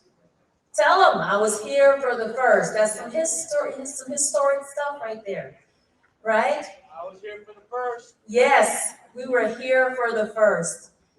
Thank you all so much for joining us. As we just take a look at what we have just now received as far as the information, looking at what we do from a DEI lens, keep in mind that, DEI has to be intentional. It has to be made a priority in your organization, a priority. It has to become a part of your initiatives, a part of your 5-year, your trajectory plan, whatever it is that you have going on for your business, you have to implement DEI. Your business will grow and benefit as a result of doing so.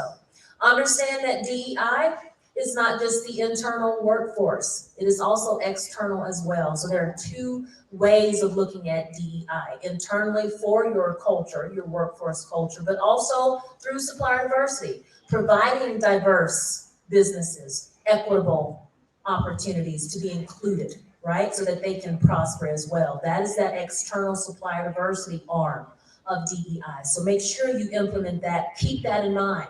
Even if it's from, dining out at a local business or diversifying the vendors that you use. You say, well, I don't have subcontractors. So look at the vendors that you may use for paper or whatever it is in your business or your office. Diversify that, right? Share the wealth so that everyone can win.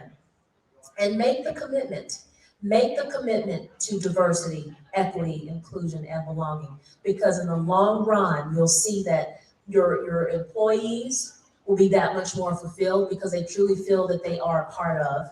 It helps with retention, as well as creating a culture that really stands to have a positive impact for the fulfillment of your employees as well as the community, right? So give it up for DEI. This is Construction Inclusion Week. Today was the Supplier Diversity Day for that, so how apropos. We have 2 more days, so I challenge you all, a call to action.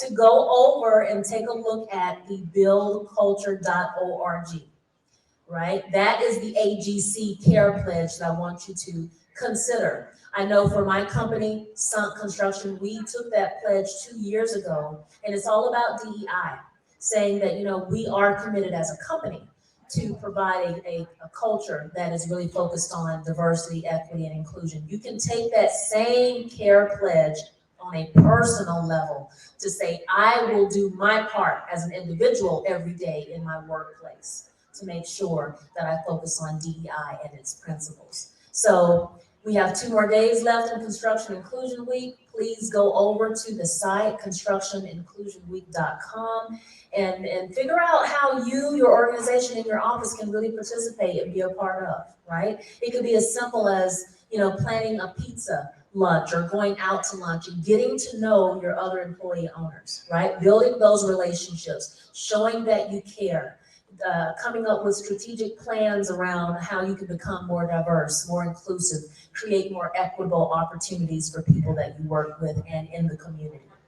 Thank you all so very much for coming out. And remember that, yes, one can make a difference, but together we can do so much more. Thank you all for coming.